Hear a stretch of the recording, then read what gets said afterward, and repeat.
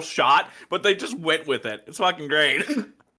They have this huge complex like ritual that they do to greet each other, and Yep. no one reacts, which tells me it's happened off camera lots of times. But like, why? Hang on. I love it. I know. Well, you And and they your have links. weeaboo shit, yeah. Shut up. No, that's cool. And all right. Oh my god! As soon as you type in Polnareff, immediately Polnareff and Kakyoin handshake. All right. So first off, I'll have you know, hentai is art. Here you go. I mean, yes, that's true. I'm putting it in a watch together, you big bastards. Well, no. Yes. Well, no. Yeah. Yes. Because we're doing the show now, actually, and oh, that's right. Yeah. Damn it. Fuck. So, no.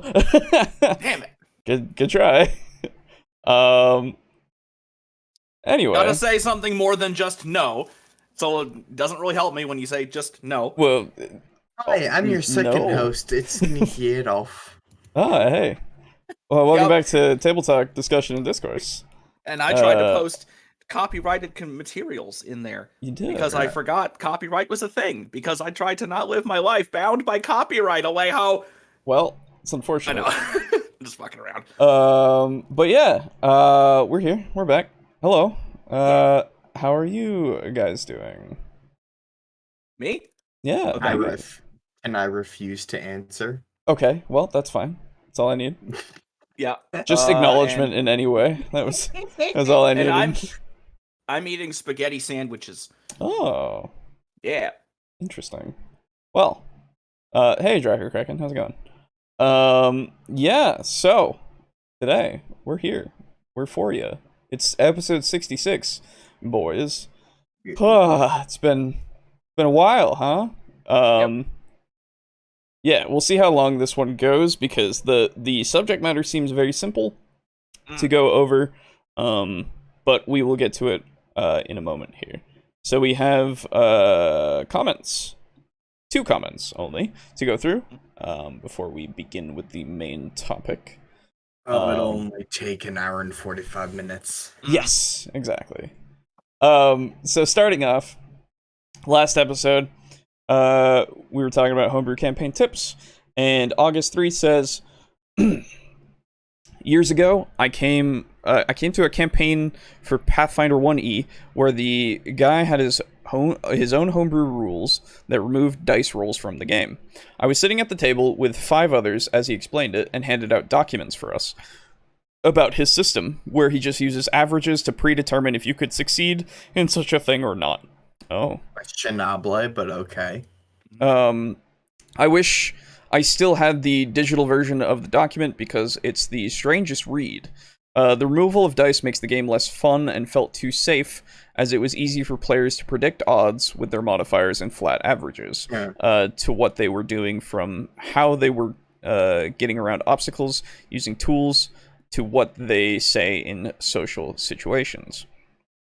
It felt alien in a bad way. Not a lot of players who gathered liked the system and opted out like I did. Yeah, like, the problem with that is when you take averages of the party, it means no one stands out as being particularly good at anything. Everybody's pretty much the same. Yeah, like, if one person has a big dick perception modifier, and has a real nice spot listen, and we won't say his name. Right, of course. We won't. We all know who we're referring to. Yeah. Yes, of course. The person who's not a character anymore. Yeah, like, you miss out on, like, one person standing out from the rest of the party as being really good at something. Yeah. And B, you also know that, like, oh, an acrobatics check will fail every time. Yeah, that's so weird. Our cumulative modifier is a -1, and we're just going to fail every single time, so why even bother doing acrobatics? Mm-hmm. Yeah. Slice has 3 more to go for our episodes. Yeah, and then we get to the number. Nice. Yep. And hey, how's it going, Road Rage? Yeah. So the other thing that I gotta say is, of course, the removal of dice is less fun for a lot of people. Not for everyone.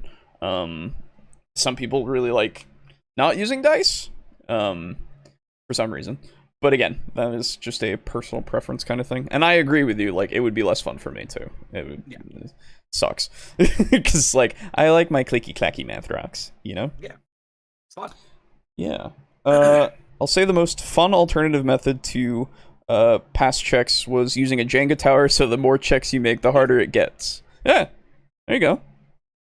That's a way to do it. Well, that's the Jenga method, not for writing and homebrewing. Right, exactly. Like an actual... Huh. Hey, Pizza Funk, how's it going? Yeah, so... Next up, we have, from Lux Armok. As usual, the Longman, with his comments. Okay, here we go. Also on last episode. First thing he says is, prompting someone on video to say that terrorism isn't always evil has been the high point of all my accomplishments. Words cannot express the pride I feel in myself right now. There you go. I'm just not even going to explain it. Go watch the past episode if you don't know what's going on with that. Anyway, we're on a list. It's cool. He goes on with another thing. As far as GMPCs go, I've used one in every campaign I've ever run, and I've been a player in plenty of campaigns where the GM was using one. Actually, come to think of it, I think I've only been in a grand total of 3 campaigns where there were no GMPC, and 2 of them didn't even really get off the ground. Really, they're not a problem unless the GM has some wrong-headed ideas, but I'll wait until I get to the episode where you talk about them before I say much more. Okay, fair enough. Yeah. We talked about that more at length in that, whichever one that was. I don't remember the number. Anyway, on to the main topic. Isn't a homebrew campaign, with quotations, just a campaign? Yes. Yeah, usually. One would hope that it has some mechanics that lie outside the rules, or, like, is a custom setting and whatnot. Exactly. But most campaigns are pretty much written by the DM in general, no matter the setting. So yeah, I mean, you can be really pedantic and say like every module is a campaign. So, but every module is a not every module. Most modules are campaigns. Yeah, and which it's just like that's not technically homebrewed unless you actually do change it a bit, you know. Yeah. I've always wanted to try a modifier deck like Gloomhaven the players can kind of customize. Having played the video game version of Gloomhaven, that'd be interesting, because I know what you're talking about. I don't know how well it would work for the current TTRPG kind of things for each of the systems, but it would be interesting to see it work out. Like, you pull different, like, attacks and such. I don't know. Anyway, so one of these guys recommends railroading, the other recommends a technique I prefer to call not railroading. Yes. So, a technique and not a technique. It's railroading and not railroading, TM. I would say the first rule of running any game is to know your players, or more precisely, be able to read them. Be sure to fit your DMing style to the experience they're after, and don't try to drag them through something that's going to leave them dissatisfied because you're convinced that you know the right way to roleplay. If you know your players are looking for a dungeon crawl and combat, give them a dungeon crawl and combat. If they're telling you how they sure do wish there would be a few more combat encounters, don't drag them through another month of wandering through towns and dealing with obstructive bureaucrats while telling them not every problem has to be solved by stabbing it. You're being asked for some problems that can be solved by stabbing them. If you do throw a combat encounter at them and they talk their way through it, then that's on them, but at least try. Establishing expectations in session 0 goes a long way, but make sure that you establish accurate expectations, and it still won't save your campaign if you just aren't willing to provide the experience your players are after. But do actually have a session 0. Well, yeah, of course. On a very specific note, don't require characters to have the same gender as their players. That's just ridiculous. I will walk away immediately. What? Oh, okay, yeah, don't. Yeah, that. Yes, I don't think anybody... I thought they were saying that some people did require that, and I was gonna be like, we. Yeah. I mean, I'm some sure people do. Yeah, I was gonna say, I'm sure there are some people... Actually, no, I do know of some stories of some people saying, like, they had a DM who was like, yeah, I need you to play your gender because I don't want to get confused otherwise. And I was like, okay. You can't keep it in your mind Right. that one of your characters is not male or Right. female. Exactly. It's like, oh, I'm purely auditory. My brain doesn't work otherwise. And apparently they don't do voices Yeah, apparently. So of any type. Hey, you know your warrior princess? I heard her speaking with a male voice and got confused and then thought she was male. yeah, exactly. And then we're just having a whole other problem. Never mind the whole 5 pages of backstory I got. Right, yeah. Don't worry about that. Don't worry about it. It's fine. Also, know the actual rules of the game you're running. Don't just half-ass it because you think the system is stupid, but you're using it anyway. When players take abilities, they expect those abilities to actually function the way the book says they will. Yeah, for that last bit, to an extent, yes, but also if you're in your session 0 and you say, these aren't going to work exactly the same way, they're going to work like this, then you've established that, right? Yeah. I assume that that is something that is not, like, that's already been thought of by you, so no worries there. I just want to make it clear for everybody else. Hey, odd question, Sure. totally not related to this. You go, okay? Where do the Sorrowsworn live again? That's dark place. Yeah, that's the Shadowfell. Shadowfell. Yeah. Shadowfell, thank you. Yes. And I know the D&D economy is fucked, but either use it or replace it with one of your own. Don't just make it so players are lucky to find a copper because realism, but still have magic items cost thousands of gold. And players are going to want magic items. You're keeping some of the most fun things away from them by making those inaccessible, and you're messing up the game balance while you're at it. Oh, so not for 5e. I like to have Yeah. I like to have they're walking on the street and then based on like people's perception, they notice a coin on the ground or something because it's their lucky day. Sure. Because that happens IRL too. Yeah. They have their own sources of income and like adventure and make money. And then also may notice a coin or a copper or a silver on the ground. Mm-hmm. Absolutely. But yeah, just to reiterate, the D&D economy is too fucked to and like the balancing of it is too fucked to even consider magic items. You don't need a magic item in 5e. You just don't. There is no need for any of them. Unless you make it so that there is a need, in which case you've already thought more than the D&D creators. Oof. I would say. Yeah, at least in that aspect. Yeah, in that aspect, yeah. Of course, you can have problems in the other direction, where all you do is combat and the players are getting bored of it. In that case, try to deepen your world and let the players see something that isn't a dungeon. If you're not so confident in yourself when it comes to that aspect of DMing, your players will probably be willing to help you through it. Getting into practice and expanding your abilities will be good for you, though. Absolutely. Yeah. I don't know how many... It depends on your players. I don't know how many people would be...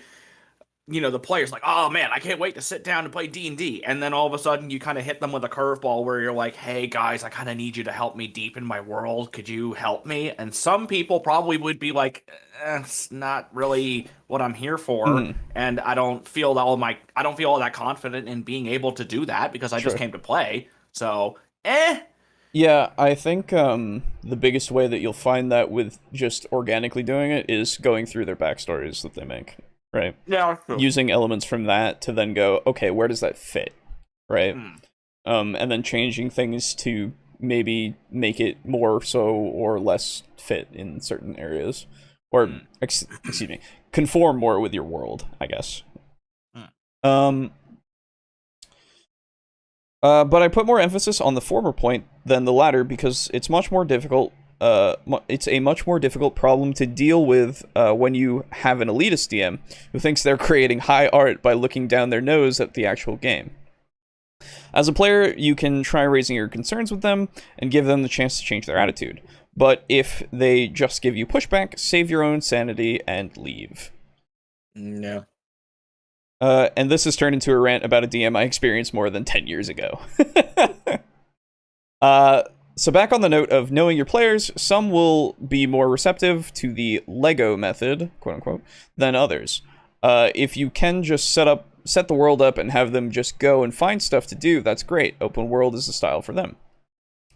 As for the Jenga method, the way it was described in the video is not good. But for players who are less responsive to the open world style, something similar can work. You shouldn't railroad, but if the players aren't proactive, you can narrate them into the next encounter. Obviously, ask them if they want you to do that, and make sure nobody had anything they wanted to do first. And make sure whatever you narrate isn't something their characters wouldn't actually go along with. I would agree. For a group like that, it can help if you get them into the employ of a faction that can give them missions. Oh, yeah, there you go. That way, they can complete each mission, and then you can narrate them into the next mission. But don't ever force them along. If a player wants to do something else before the next mission, then stop and let them do that. The player should always be in control of what they do.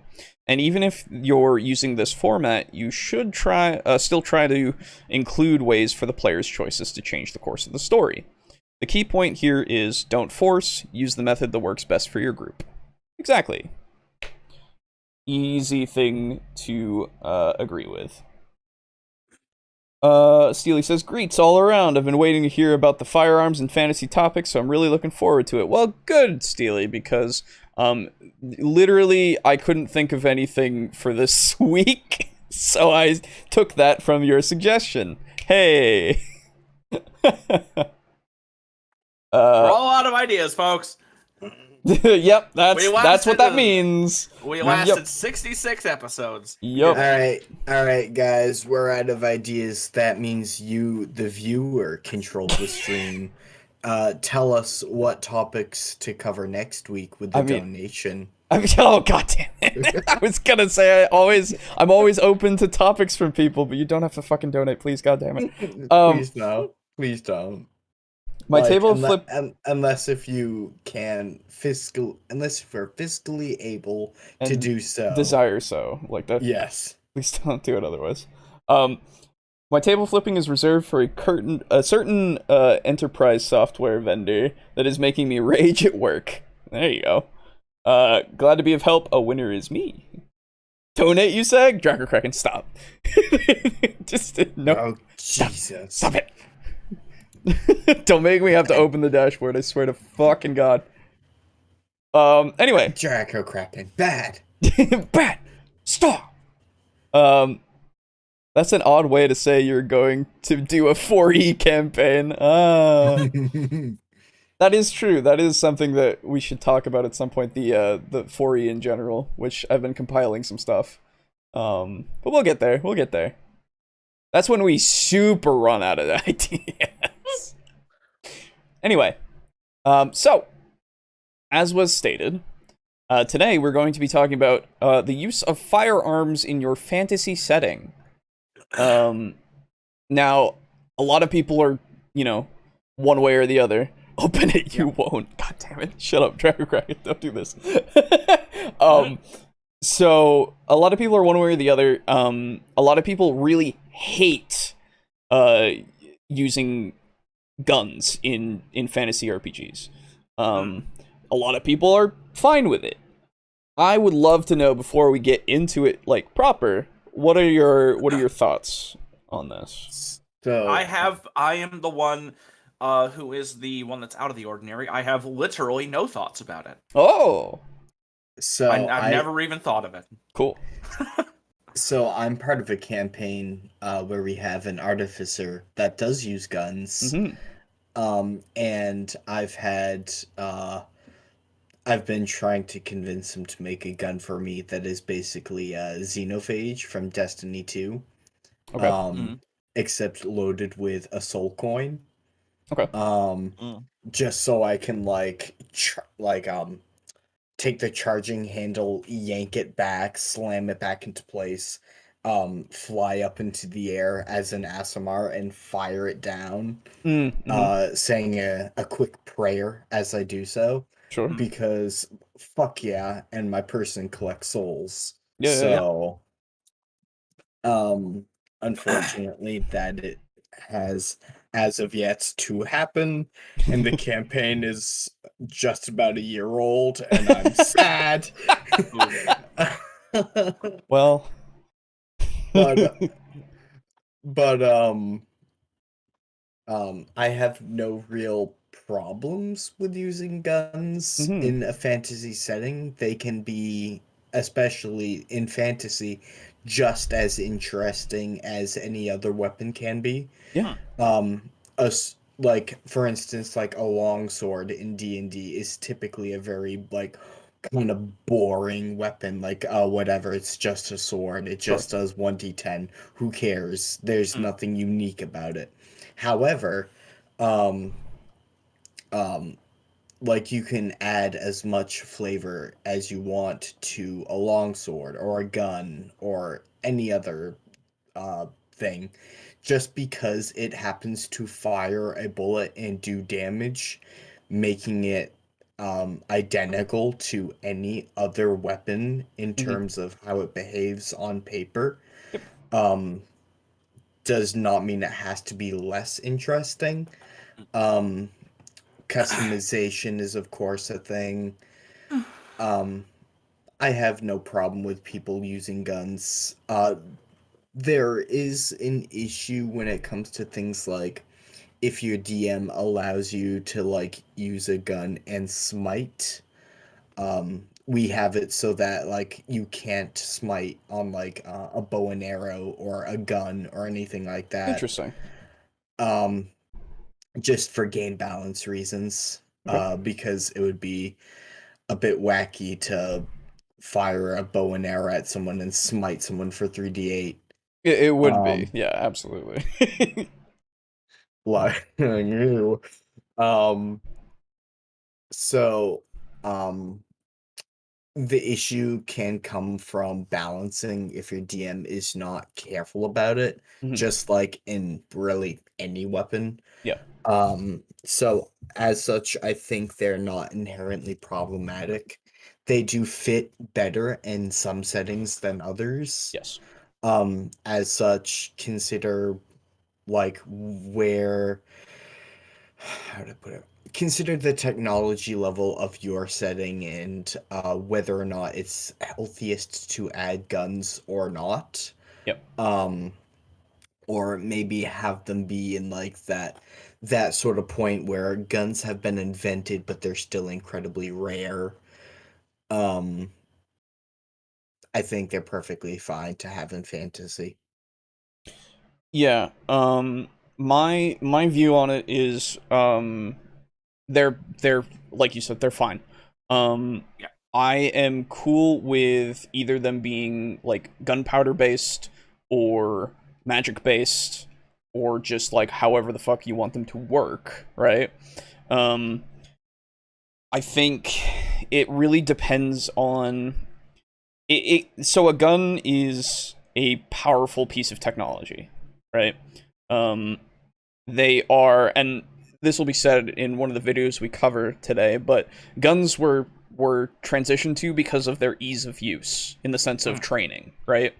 You take a while to learn how to do like your proper feints and parries with a sword, but with a gun you point and shoot, right? Like it's incredibly easy to tell somebody how to use it, not effectively maybe, but they are still a force to be reckoned with because they have a gun, right?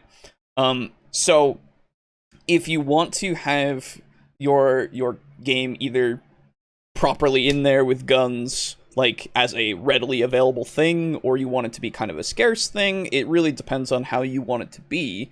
You just have to realize that is going to be the case of, like, people are going to say, why should I learn how to use a sword when I can just point at a guy and that guy will probably die?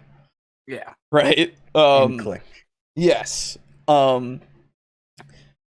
And so it also then can raise your concerns of gunpowder. Are they making bombs now? Are we going for, like, cannons exist, right? So they're using gunpowder somehow, or something, to launch things really fast, and they're really heavy or something.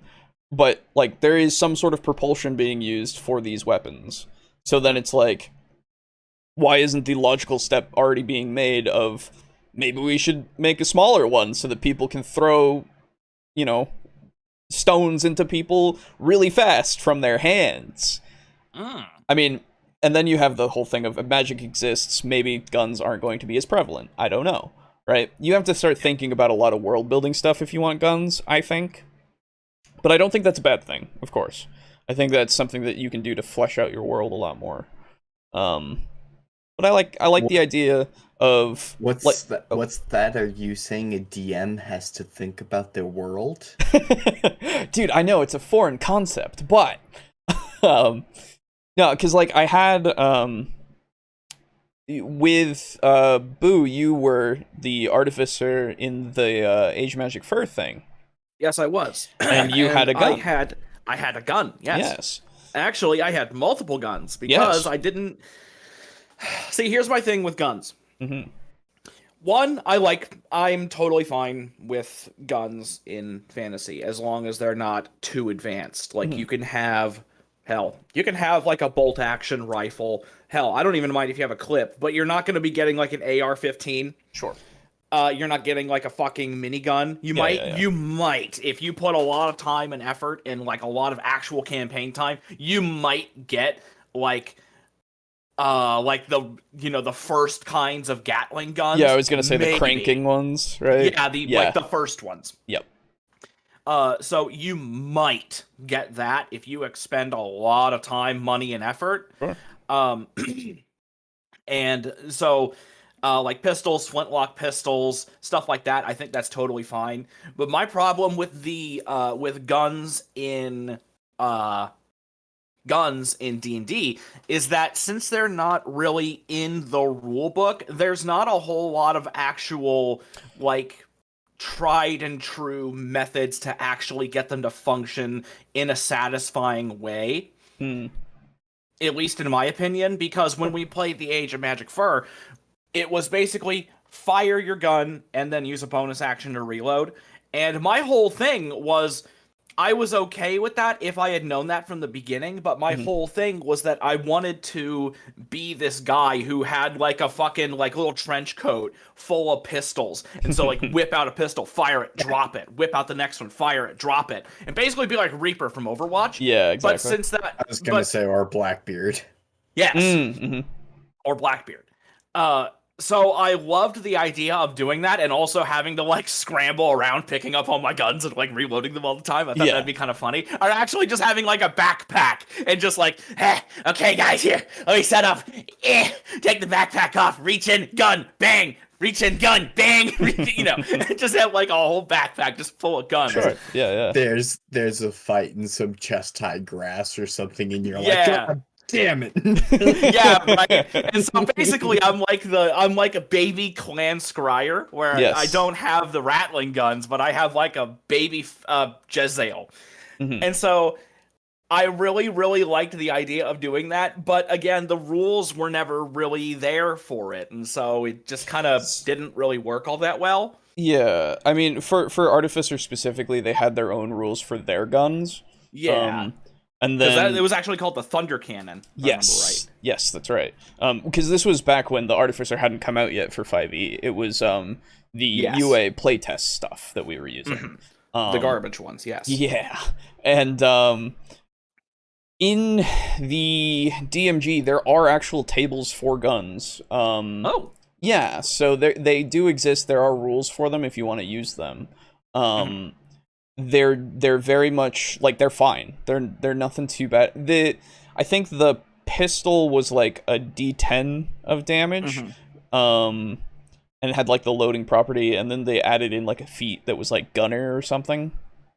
Where you could basically do crossbow expert but for guns, which you don't have to worry about reloading anymore. So you could do multiple shots in a turn instead of just the one and then reload. Yeah.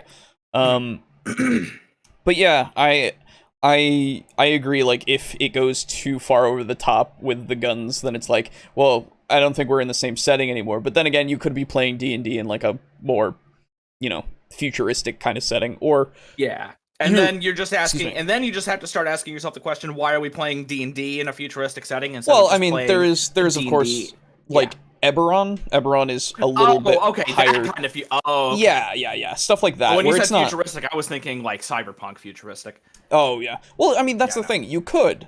Yeah, you could, but at that point, it would be a whole hell of a lot easier to just play cyberpunk because that system is built for that time period. So again, it depends, right? Because I would say for something that's like D&D but is futuristic, I would go Shadowrun, right?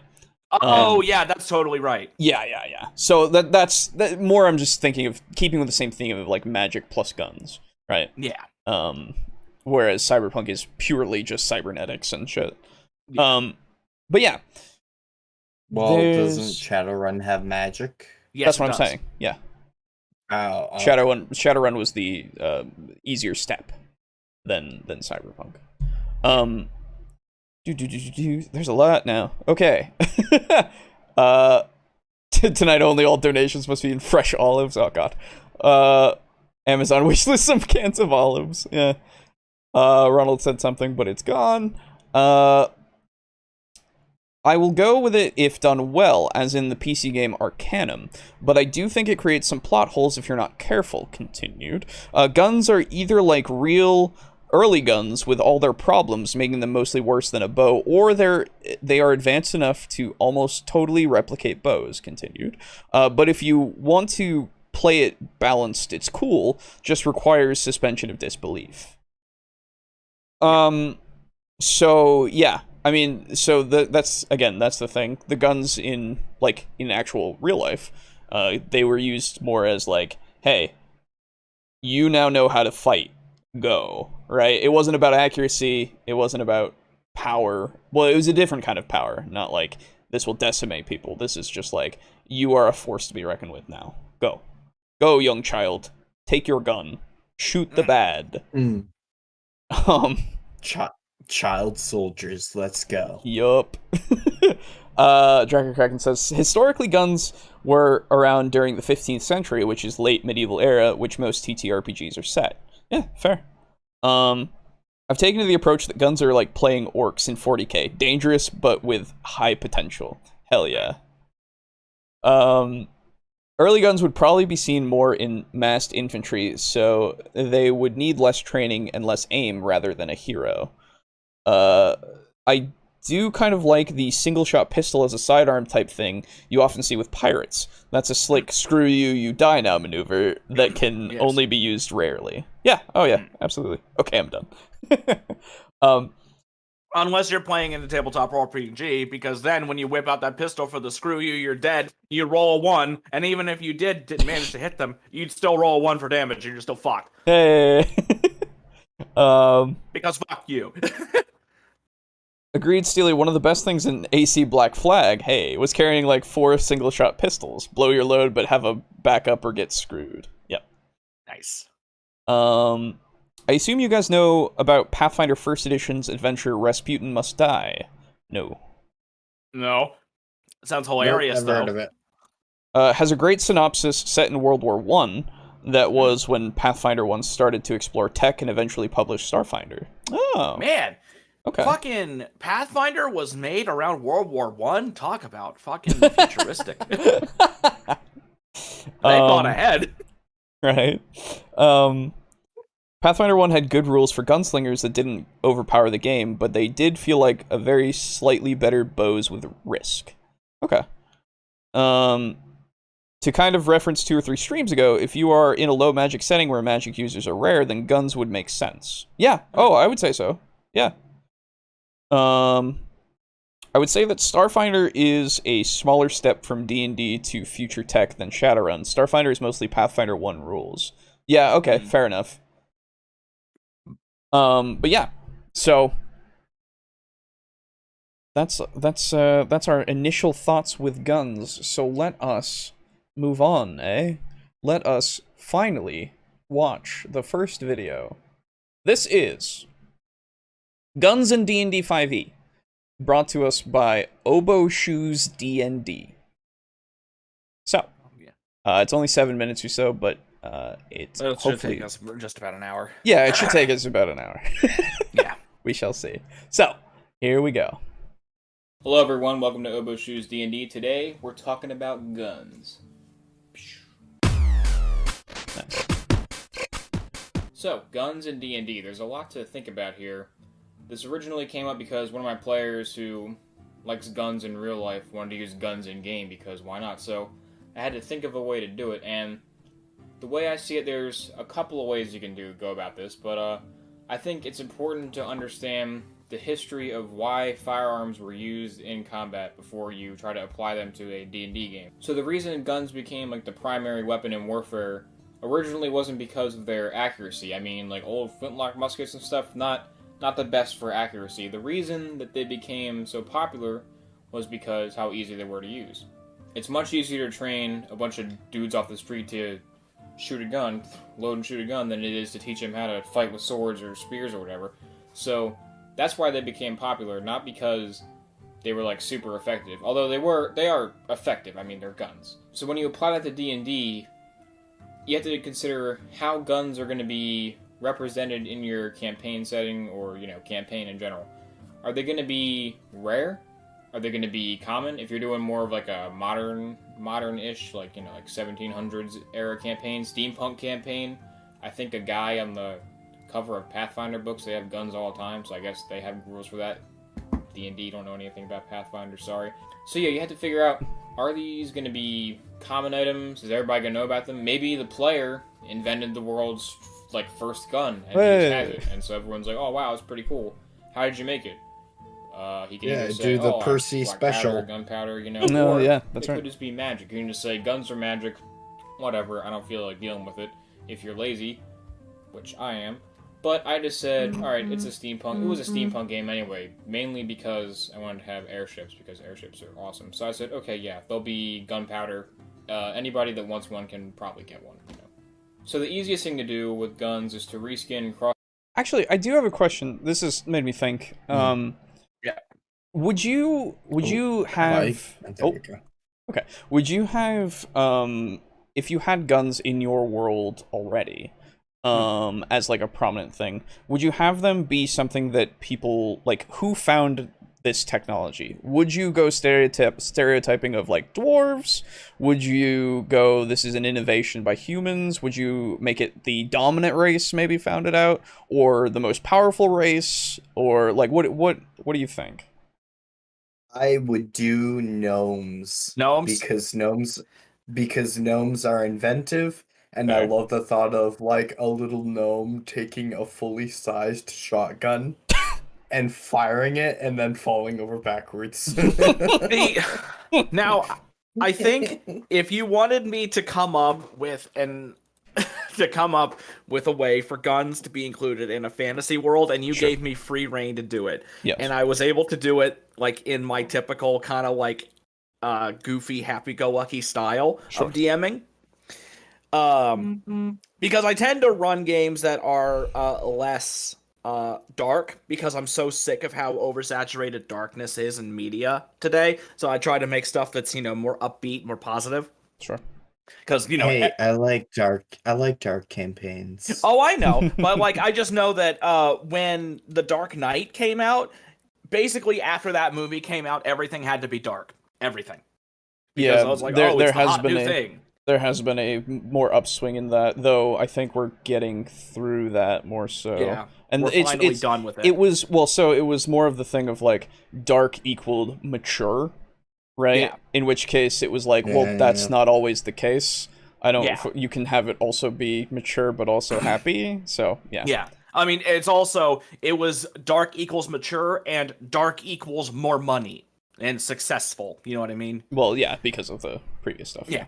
So, I think if you gave me the ability to make guns a permanent thing in my world with that sort of criteria, if I didn't have them be invented, I think what I would do is have them be the result of some fucking ridiculous circumstance where, they were obviously mass-produced through, like, normal shit, but the way that they were originally found and, like, discovered was some kobold shaman was praying to, like, some weird god. It's like, give me a weapon that can defeat my enemies, you know, that kind of bullshit. Sure. And all of a sudden, that night, a fucking meteor crashes to the earth, and the kobolds go check it out, and there's a gun inside of it. Sure. And then after that, you know, they go, it's like, yeah, we have the weapon. They go fucking attack whoever they were going to attack. And then they get fucking killed because they're kobolds and their shit. And then someone finds the gun, and they'd be like, oh, this thing's weird. Let's try to figure out what it is. And that's how it happened. Sure, yeah. I think you should do that, but instead of kobolds, make it Koatoa. Oh, okay, yeah, Kuatoa. So they dream it into existence, right? Yeah. That'd be super cool. So just something ridiculous that became more of this normal thing. Just because that's how I just like. Yeah. That's fair. Let's see. In Arcanum, they actually had a plot point where magic and tech interfered with each other, so that could be one potential idea for how guns work in fantasy. Like if guns tend to jam around the mage. Ooh. I like the idea of guns being an equalizer invented by a race that is physically less powerful and or less magical than others. Yes, that is also a good one. I like that too. Like we're tired of being pushed around. This is my boomstick. Yes. The two hardest parts of making a gun is the explosive and the strength of the metal. The race to create guns would be strong alchemists and metallurgists. Whatever has good int and con. Yeah, could be that too. That's the thing. I think any race has the potential, right? If you put them in that position where they need it, somebody will figure it out.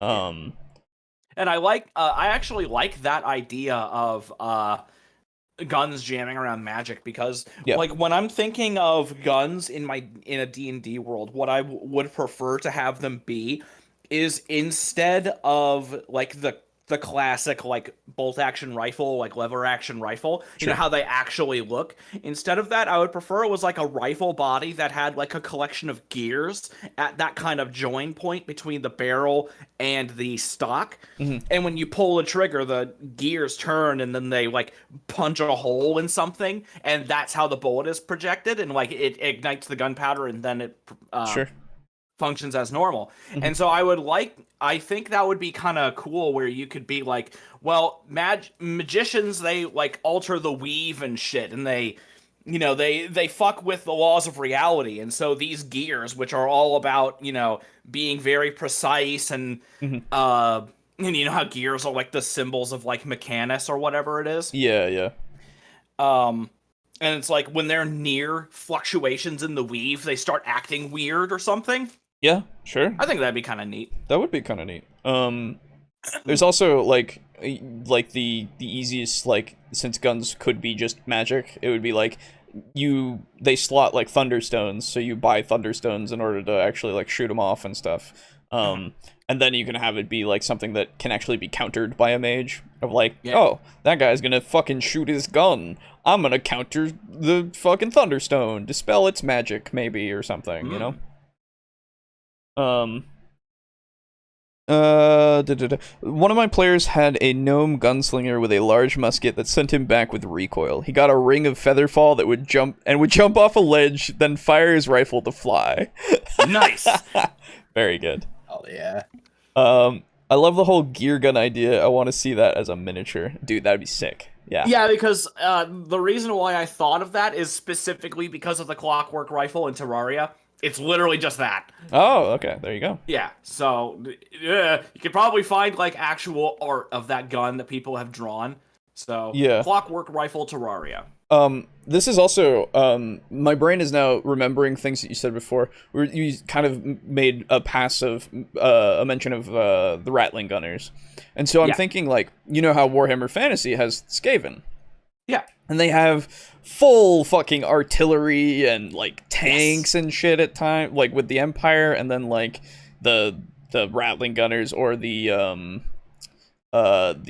warp fire throwers and all of that stuff. And they the have warlock Jezzails and stuff. Yes, they have all of these guns, and I feel like Skaven, because I don't know this, and maybe you'll know this more, Boo. But are the guns in that using magic? Like they're using what's it called? A warpstone? Warpstone. Yeah, they're using warpstone. That makes more sense. Okay. Yeah. For so them. Basically, like the warp fire throwers use liquefied warpstone to act as the napalm, and then the warlock Jezzails, I believe they use just regular metal shells, but they use some form of warpstone ignition. And then the Rattling guns are powered by warpstone. Gotcha. That makes a lot of sense. With every Rattling gunner, you have a team of 2. So. Right. And so Warhammer Fantasy has that that blend of like both magic guns and regular guns because of the Empire and like the vampirates, if you will, and like all of that, which I find very interesting because then you have the ability to have that on all sides, right? It actually kind of balances it out nice. And that's another way that I think if you want to like make your world have that kind of stuff, you make it so that everything has something that is equivalent, right? Because even the Lizardmen, they have the Hammer of Dawn. Well, yeah, that and like the what the fuck is it called? The thing on the back of the Triceratops. Oh my god, it's been too long. That's the Hammer of Dawn. Oh, is that called the Hammer of Dawn? I thought it was called something It's not else. called the Hammer of Dawn, but it's an engine of the gods. Or yeah, there you go. Engine of the Gods. Thank you. Yeah. I was gonna say, isn't the Hammer of Dawn what they use in Gears of War? Yeah, it is. It's just that was like the first like popularization of it in video games. Usually. I don't even know that. I don't know much about Gears of War. Laser cannon. That's gotcha. Yeah. And it's can't sell the. Yeah, it's really cool. I should play those someday. If I remember right, they're basically like the JoJo of video games. Yeah. Because it's just ridiculous bro shit happening all the time. Hell yeah. Naren says, Skaven guns use warpstone and drive their users insane or poison them. Yeah, okay. Yes. Gotcha. Yes. Thank you. Because warpstone is very bad. Yes, it's really bad. I love it. But I mean, it's okay. If you're a Skaven, you only live like a few hours, it's fine. That's true. You're either going to be sent to the front lines, or you're going to be sent into an experiment that will kill you, or... Yeah. Like, you're a Skaven slave and you're just dead anyway. Like, you're... Yeah, they're just dead. Whatever. Life is cheap if you're a Skaven. Yes. Magic rifles... Yes. Magic rifles would work really well as railguns that require the shooter to have force spells that they sacrifice to fire. More powerful the spell, higher the damage. Yeah.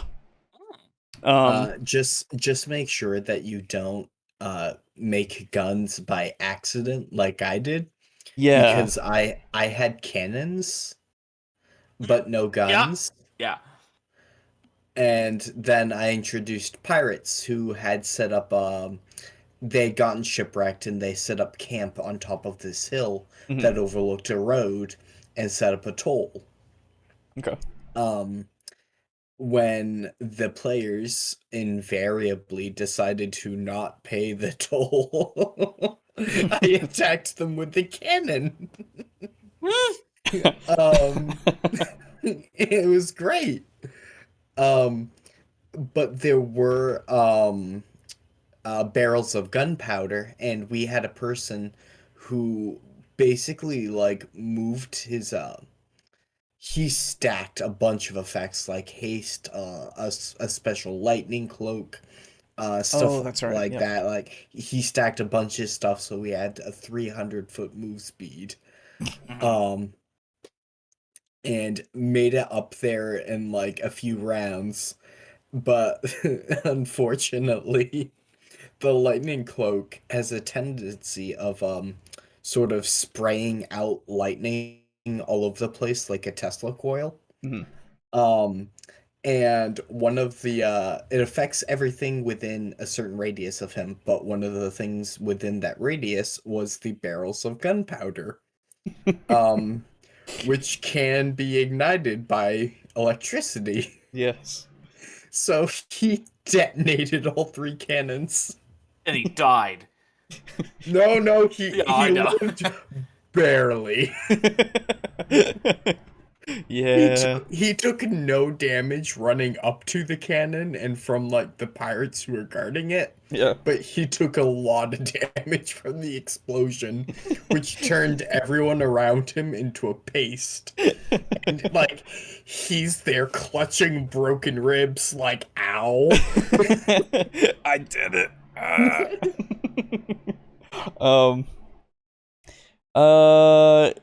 Yeah. More insane. I'm not sure you can call Skaven especially sane. That's true. Yeah. Are you thinking of Thanks, Engine of the relative. God? That's true. Are you thinking of Engine of the Gods, or is that only Seraphim? Yes, that's what I was Yeah, thinking. it's Engine of the Gods. Yeah. All right. Anyway. Guns have a little bit longer of a range, but it doesn't matter too much.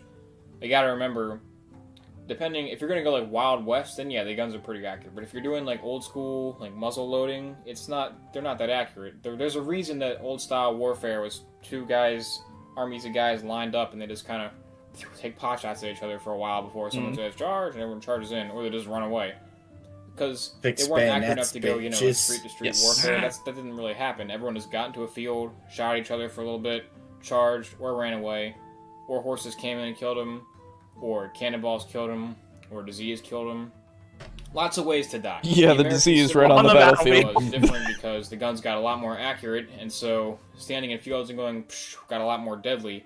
So you started to see trench warfare actually developing near the end of the American Civil War. So I'd say you still probably want to, like, repeating rifles and revolvers is probably the max you want to go with it if you're going to try to maintain some semblance of a fantasy setting. Like a modern assault rifle, like a semi-automatic boom, boom, boom. I don't really think that would work. You can try it, but if an action in D&D, if a round is like 6 seconds, and you got a guy with a gun like that, he should be able to shoot like 5 shots. So, I mean, I wouldn't go with that. If It would take you 5. So if take you 6 seconds to fire shots. Yeah, well, it's the Yeah, I was gonna say.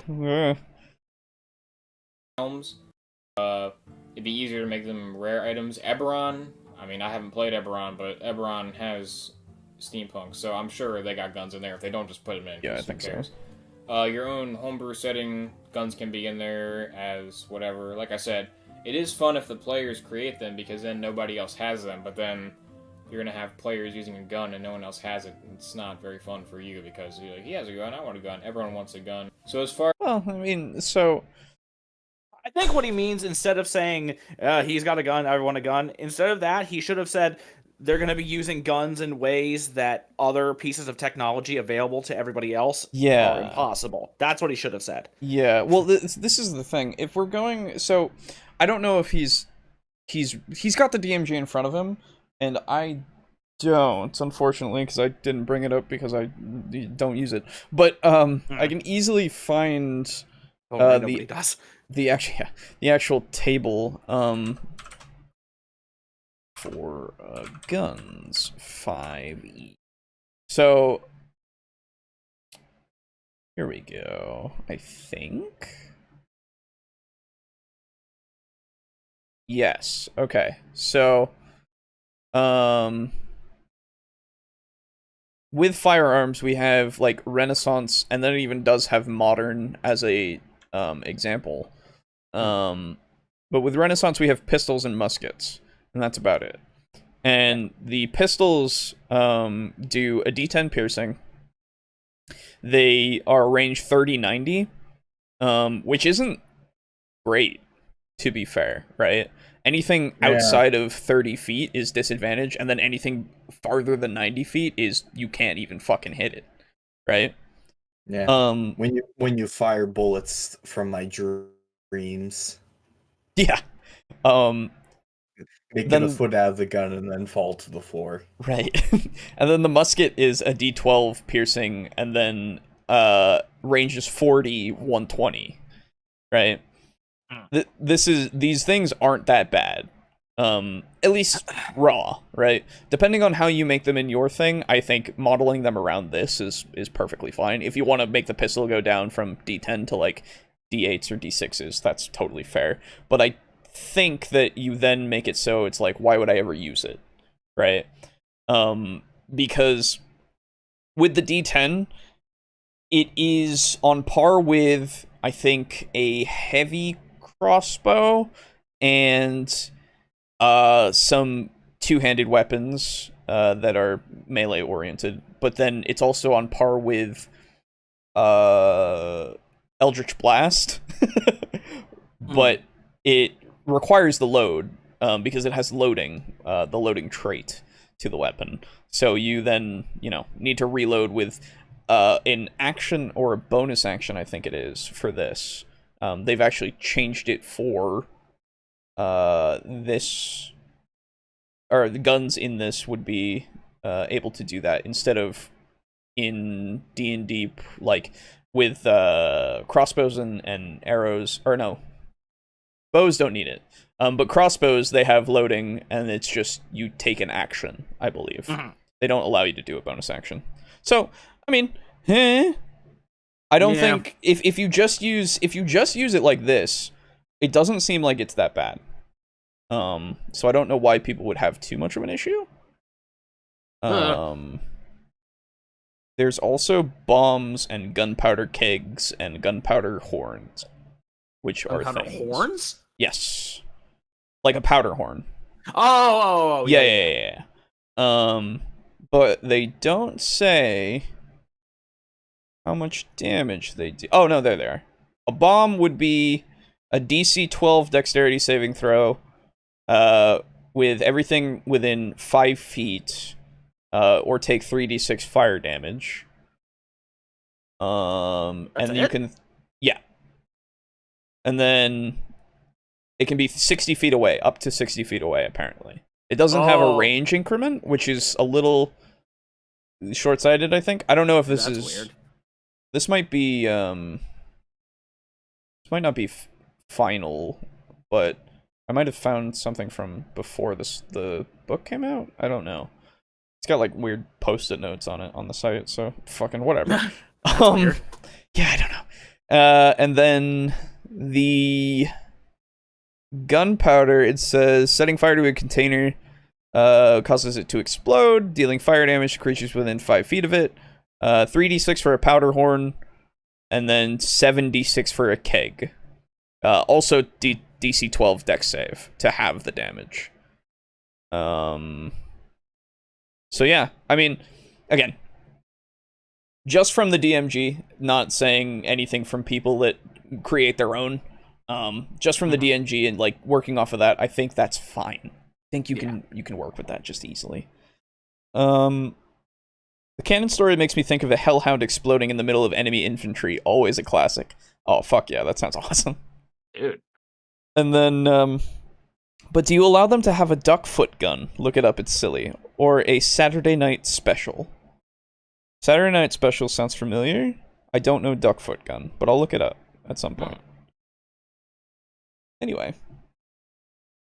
As far as mechanics for guns, if you want to make them different than just your standard bow and arrow or crossbow weapon, what I think would be good to do is take the crossbow damage and double it for guns, but then also say the guns need an action to reload. And actually, that's what's recommended, I think. I'm not sure the damage is the same, but that's what's recommended in the Dungeon Master Guide for guns. Okay, so he does. They do have one table for on page 268 of your DMG. Hey, thanks for the page number. You have the loading action, which means you have to take an action to load the gun. So you need to shoot it, then in your next round you can't shoot it because you got to load it again with the whole action. Now, they don't give it as much damage in here. I'd say double the damage of the gun. So I think giving the guns double damage and making them reload makes them more interesting to use. It sets them apart from crossbows and longbows, and it gives you better.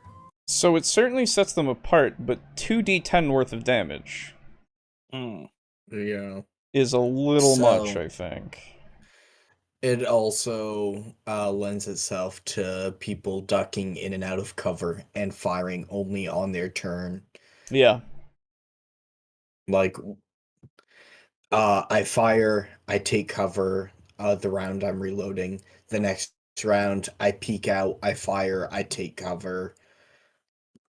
Like, Using a gun the way it's intended. yeah, granted, there's nothing wrong with like using the system like that. There's no like rules or anything. There's no issue with that. I'm just saying it's going to make balancing encounters even more difficult if you do 2d10. Which like is still more than 2 sword strikes, and that's not reflective of how much damage a bullet does. Like think of a bullet entering the torso as like an aggravated stab wound with a dagger. It's pretty bad, but like most people will not die from getting gut shot within like a second. A wound, specifically a gut shot, takes a long while to die from. Right. I would not say 2d10 is reflective of that, because like it's a huge amount. It can be a potential of 20. With 2d10, you can turn an NPC into paste. Yeah. And that's not what a gun does. Not unless it's a real fucking big one. Like, also, you better be handling your gun like Tristana from League of Legends. Yeah, the whole fucking thing is huge. Yeah, the cannon. Yeah. I also looked up duckfoot gun. I forgot that this was what that was. It is silly. Yes. It is just like the webbed kind of barrels. They're like 4 barrels. And they extend out. Here. I can show you guys. Oh, that didn't do it. What the fuck? I copied it and it didn't do it. Copy. Paste. Hey, those kinds of things. That's neat, though. Shit. Yeah. They look interesting, but I'm sure they were fucking bad. Yeah. Anyway. Okay. Let me just pull this back up and let's go. Oh, wait. Maybe 2d6 instead of 1d10? So on the table itself, it does have like the modern pistol will do 2d6 instead of 1d10. Because it's been refined to do more damage. Because if you think about it, I'm pretty sure 2d6 is just statistically better than 1d10. Better? Yeah. Yeah. It has a minimum of 2 damage and can go up to 12, whereas it has a minimum of 1 and can go up to 10 on a d10. Exactly. So I don't think like making it 2 anything would be good. Unless it's like, I guess 2d4, right? Which it then like it's not as bad, but it is still a good minimum threshold. Anyway, let's see. Like early damage, and in my experience, 5th edition combats don't last that long, so the more damage you can deal faster, the better. So instead of doing 26, 26, 26, you're doing 2d6 right off the gate, but then you gotta spend an action to reload, and then another 2d6. So as long as the combat lasts an odd number of rounds, you basically have no disadvantage, except your action. Isn't it, like, statistically, most combats last 2 to 3 rounds? Or is it 3 to 4? I don't remember. I think it's usually 2 to 3. I would say 3 to 4. Okay. Oh. But we could say a happy medium of 3. Okay, well, there you go. Never mind then. Is going to be reloading instead of attacking during one turn. So, I mean, it's a trade-off. I think it makes it more interesting to do it that way. Now, one other way you could do it is to make the guns magical and they shoot spells or, cantrips. So each round, you could have a gun just, reflavor Eldritch Blast because, Warlocks are going to be using Eldritch Blast every turn anyway. Reflavor Eldritch Blast and say it's a gun or a shotgun or whatever. And so each turn... Well, in that case, then I would say why even make it a gun? It could be just a wand or something, right?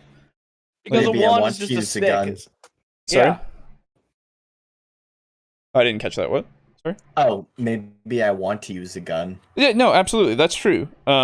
Flavoring anything is fine. It's just one of those things where I'm just like, if we're gonna flavor it one thing, then what's the point of worrying about it mechanically, I suppose? Because then it could just be like, I have, access to my spell book of cantrips, but instead of that, I just have different shots in my gun, right? Because you want to be like a fucking light bowgun in Monster Hunter. Sure, yeah, you can. Absolutely. I'm fine with it. I'm just saying, like, for this example, oh, yeah, it's yeah. like, Yeah.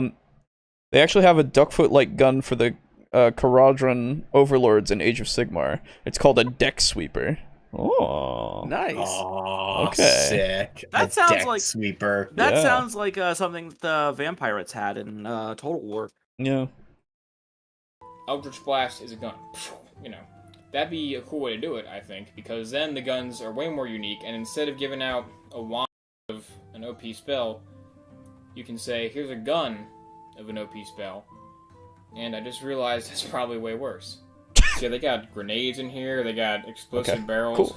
D&D is not a video game. Don't put explosive barrels in, except Fuck off! I want to put explosive barrels in now. Well, that's what he's saying. Don't tell me what to do. That's what he's saying. You see an explosive barrel, just do it if you're you not want gonna to. be like, Yeah. my immersion. Well, maybe you will. But if I'm a player and I see an explosive barrel, I'm like, sweet.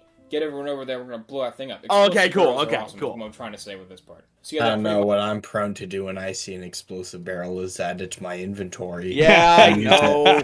We and played use it Divinity, later. I know.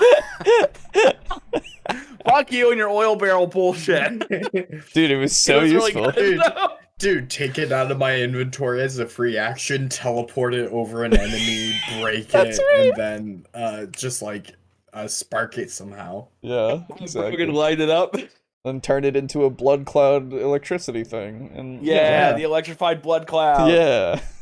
A holy electrified blood cloud. Yeah, that's right. Jesus Christ. Blessed. That's right. Blessed, Blessed. Yeah. Blessed electrified blood cloud. It's fucking So my great. thoughts in D&D. Hope you enjoyed the episode. Hope you got some that was it. ideas, maybe to steal for your Oh my kid. god, it didn't take an hour? If you have any ideas of your own about how guns work that Yeah, you it mentioned, didn't. please put them in the comments because I would love to read them. Okay, well, yeah, that's that. So, that was okay, much quicker. actually, I got a question for you Yeah, guys. go for it. So, since we're talking about guns and projectile weapons, Yes. and since slings are a thing, Yeah. what would you guys do for a slingshot? Because slingshots, I don't believe actually exist in D&D in rules as written. Yeah, not technically. You mean just mechanically? I don't think you can even buy them in the book. No. That's what I'm saying. You're asking what you would have us do mechanically with. Oh yeah. Okay. How much does a sling cost? I think a sling is like 1d4, even though it should honestly be more like a 1d6. I would agree. Yeah. I don't know. You mean like a wrist-mounted slingshot? Yeah. I don't know if that would even do damage because you can't really kill a person with it.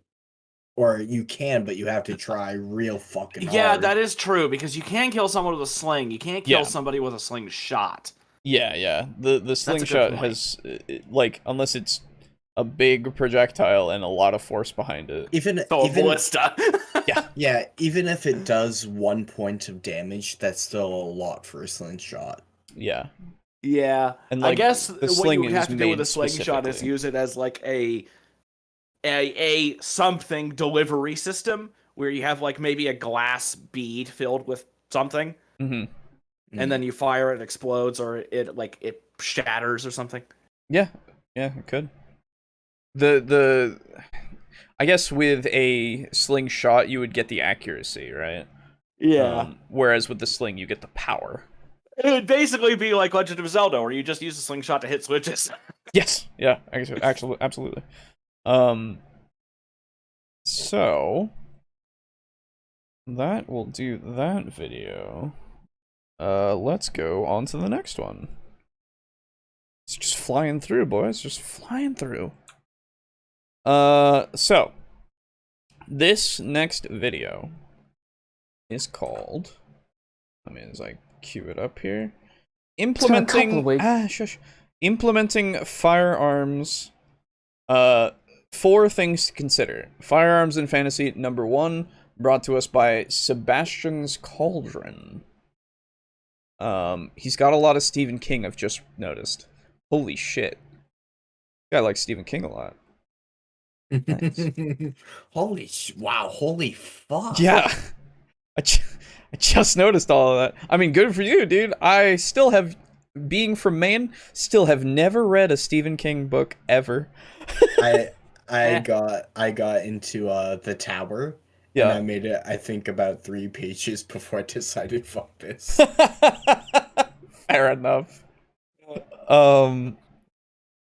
You know, I've never seen someone use a sling in D&D, not even to throw alchemist fire or oil. Well, I use a sling in D&D.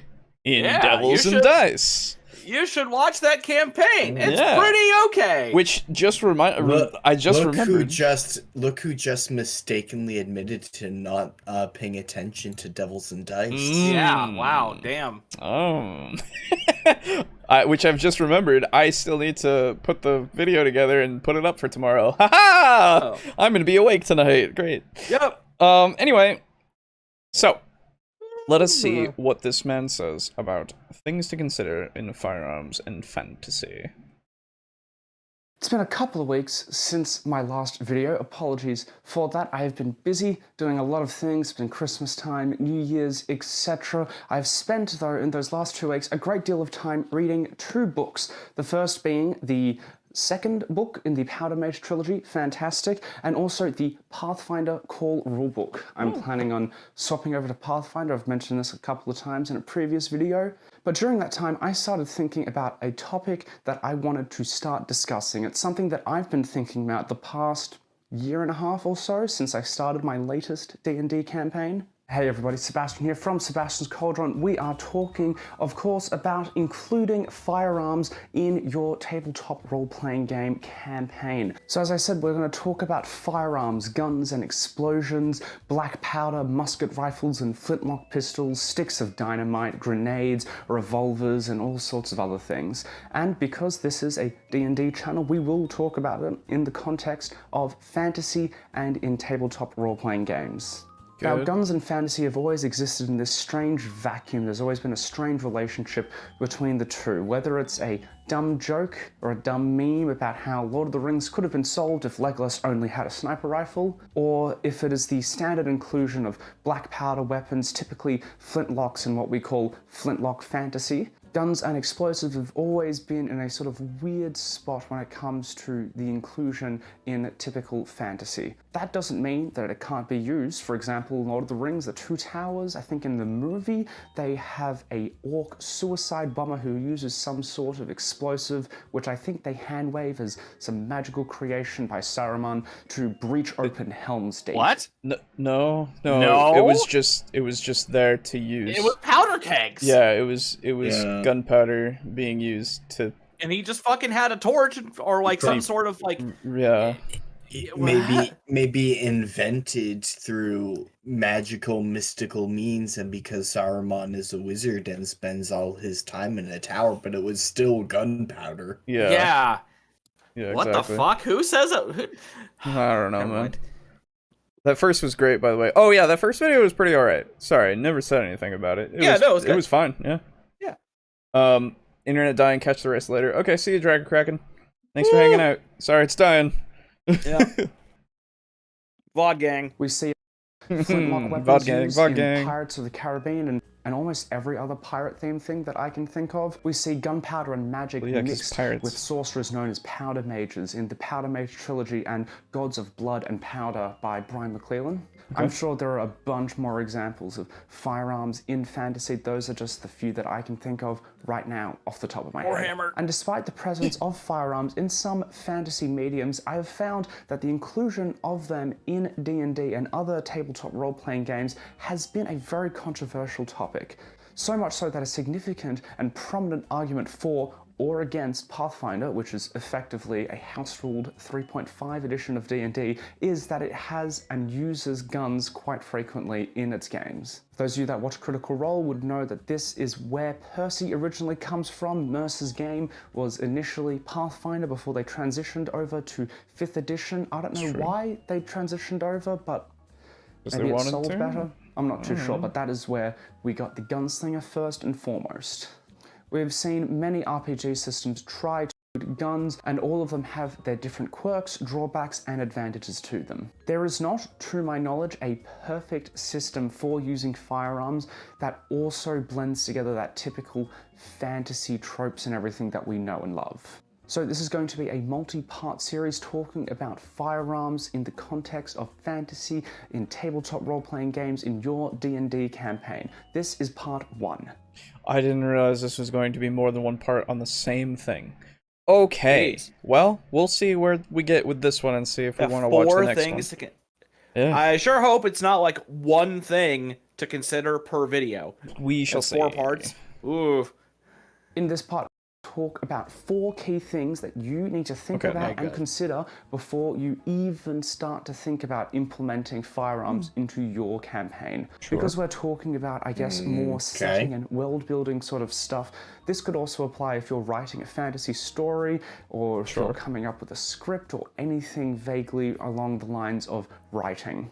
This video is not going to be talking about game mechanics, homebrew, what system you should be using. That is going to be in a future video. So like I said, there are 4 key things to think about. The first one to think about is what kind of technology are you going to be using?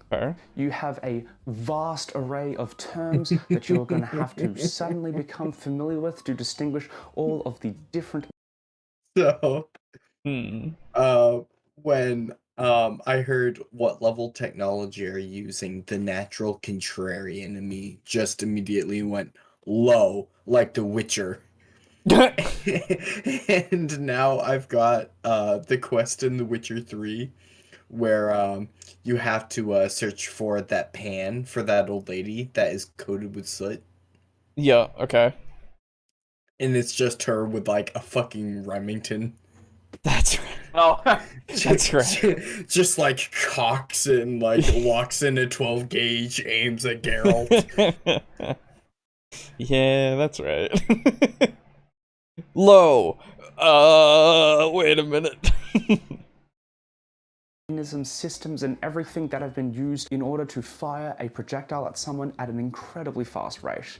Are you going matchlock, wheel lock, flintlock, muzzle loaded, breech loaded? All of these sort of terms, you're going to probably have to do a bit of Googling. I have spent a lot of time on Wikipedia looking at flintlock weapons in particular, because that is sort of what I am looking to include and what I have been including in my D&D game. But you have to ask yourself, do you want to include those really old school, early sort of flintlock weapons that are very cumbersome and take a long time to load and are often unreliable? Do you want to go a little more modern and go Wild West sort of themed and have revolvers, lever action rifles? Do you want to go very modern and have typical assault rifles, semi-automatic pistols, grenades, and all of that?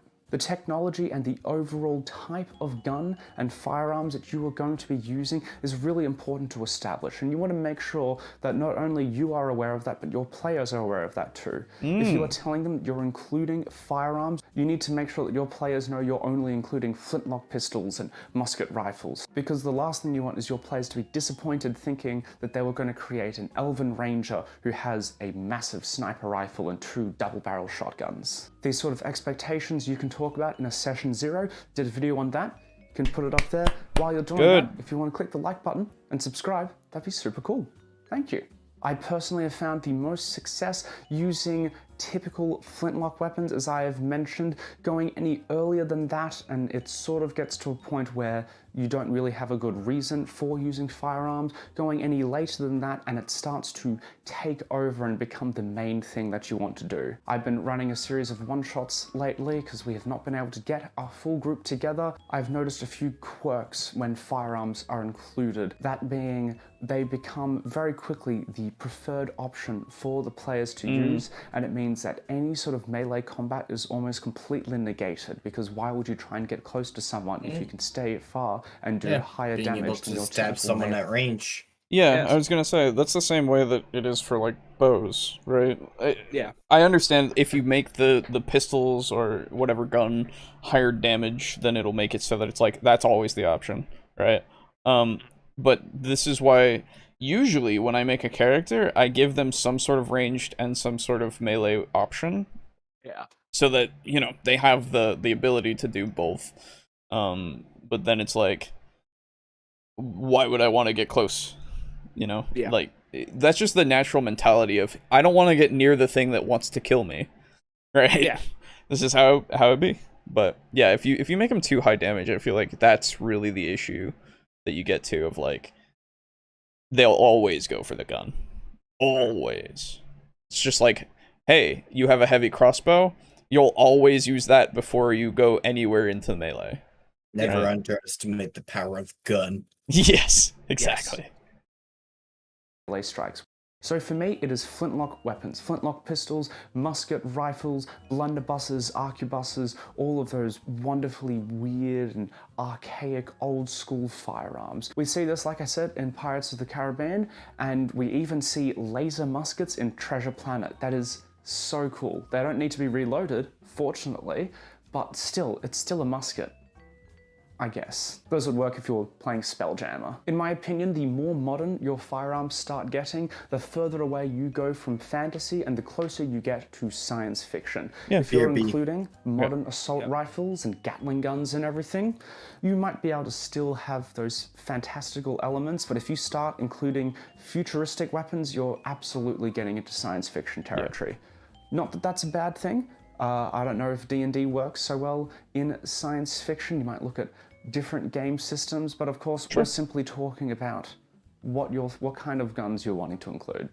The second thing that you want to think about. So I know we're basically just going through and saying, yep, Yeah. yep, because unfortunately, this is all good. Yeah, we've said all this stuff already before too. It's like, oh, what is the level of your technology is quite literally what we were talking about before, of like, hey, if how you do got they work? Yeah, if you got gunpowder, well then you have a whole bunch of shit that you got to think about, right, with your world. It's just like, yeah, all right, cool. Fucking world building, man, it's such a pain. What a pain. But yeah, I don't want it to just be us listening to a video, but man, it's just I'm trying to inject when I can, you know. Yeah. How are your guns going to be? Is everybody going to have them? Are they a rare, closely guarded secret that only a few people know? Would you see typical adventurers walking around with guns? Would you see guards walking around with them? Oh, it's like fucking Dishonored now. Is going to be extremely important to establish. If they are very, very rare and you have a player character or even just a character in a story that wants to be the first person to invent the gun, that is a significant story beat. You should grab onto that and you should use that, because that would be fantastic. Sure. In the inverse, if they are extremely commonplace and popular, you could imagine that pretty much everyone would be carrying one of some variety. That then also means that guns would be easy to acquire, ammunition would also be easy to acquire. If they're rare, you would probably have to craft everything. If your character isn't intelligent or doesn't have access to tools and metals, they're probably not going to be able to make themselves any weapons or ammo. How common the guns are is then going to lead to strange social quirks that you might not think about. For example, if they are extremely rare, is someone going to be threatened if you point a gun at them? No. They might not. That's a good point. It's going to be coupled with I think if you were to do that, like, this is the thing of like, you take technology back to like ancient times, right, and you show it to somebody, they might not fucking understand it, so they don't actually get like afraid of it, in the sense of if you magic. Yeah, well, that's the thing. It is magic, but it's also like, hey, what can it do? It doesn't do anything. I'm not scared of it until you actually like show somebody what it does, right? Yeah. I just got a error where all these videos just crashed. Oh, that's weird. Is that a? That's only on your end, I guess. Yeah. Let's see.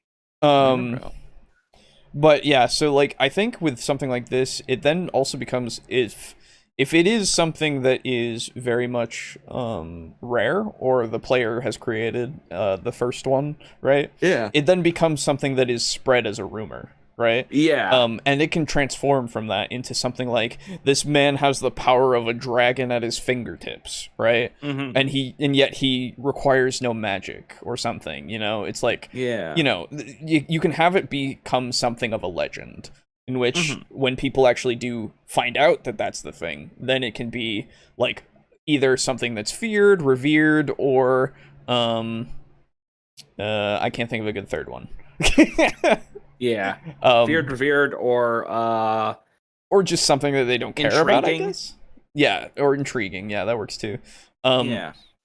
But it's one of those things where it will give you that much to work with your world and with your campaign in general. And then it becomes like, hey, that character is more famous or infamous, maybe even. Like it makes future interactions in towns and stuff. If maybe they reveal better. their identity, of course.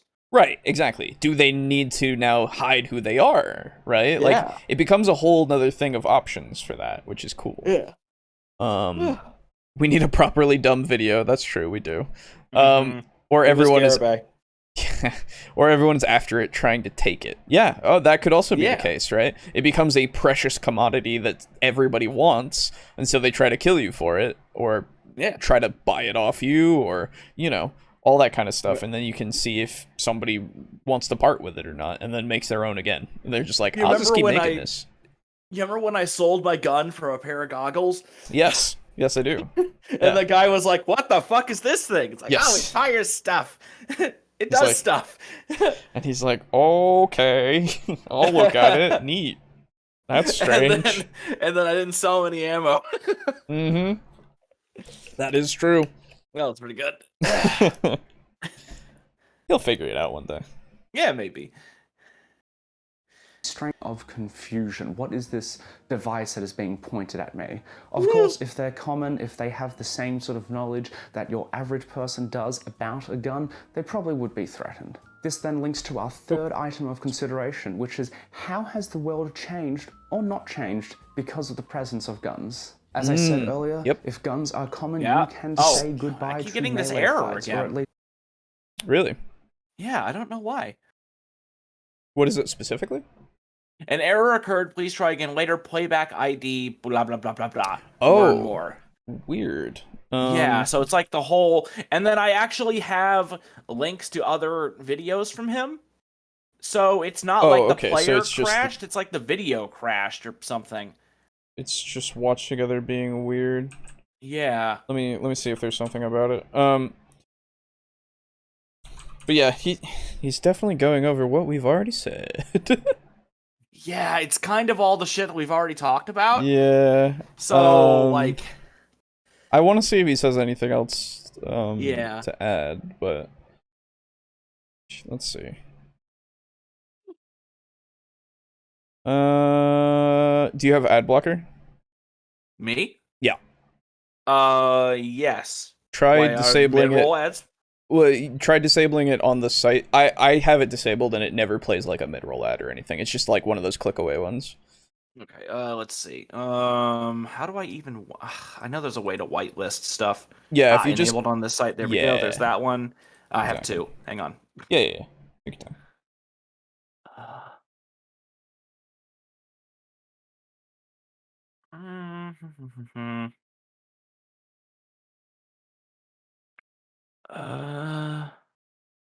Sorry. No, you're good. I can't stand ads. That's fair. I mean, like, for this, it's not that invasive, honestly. For watch there together. We go. Okay. Alrighty. Okay. And then I'll reload the page. Yeah. Cool. Them. If it is very quick to reload a gun and fire it again, why would you bother trying to get close to someone? This was a fundamental shift in warfare when the firearms started becoming more prominent. Cavalry charges wouldn't work, melee fights wouldn't really happen. If I remember correctly, this is part of the reason why France didn't do so well at the start of the First World War, because they were still doing mounted cavalry chargers with swords, and the Germans all just had guns and would just shoot them all down. Fair. This is from memory. I could be wrong. If I am wrong, please put it down in the comments. I would love to learn. From there, you can ask yourself, would military have them? Would guards have them? Are they manufactured on a mass level, or are they, again, a close secret? Do people still have access and occasionally use older ranged weapons such as bows and arrows or crossbows? Are people allowed to walk around the streets with guns? You might typically think of a fantasy setting and walking down the street of a large bustling city and seeing numerous knights and golden sheaming armor and carrying great swords on their backs. That would be a typical sight. Everyone would have the sword, as is presumed you would.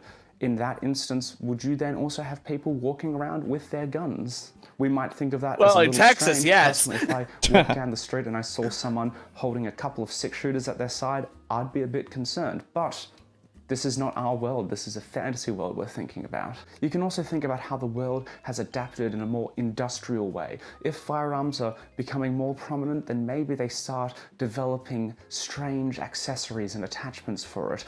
Things that allow you to see far away and to line up the shot perfectly. Yeah, you got or like something scopes even and to shit. muffle Yeah. the sound of a firearm so that it remains silent. That is actually interesting. I thought we were gonna start getting apps for guns. Makes it a smart I gun. don't know why my brain went immediately to that. My gun is actually my phone. I can call my parents on it. I can play Candy Crush on my phone Yes. while I'm shooting you. Yeah, my internet is also dying. I guess I'll catch it later tonight, guys. Aw, sorry, Pizza Funk. Well, see you later. Okay. VOD gang.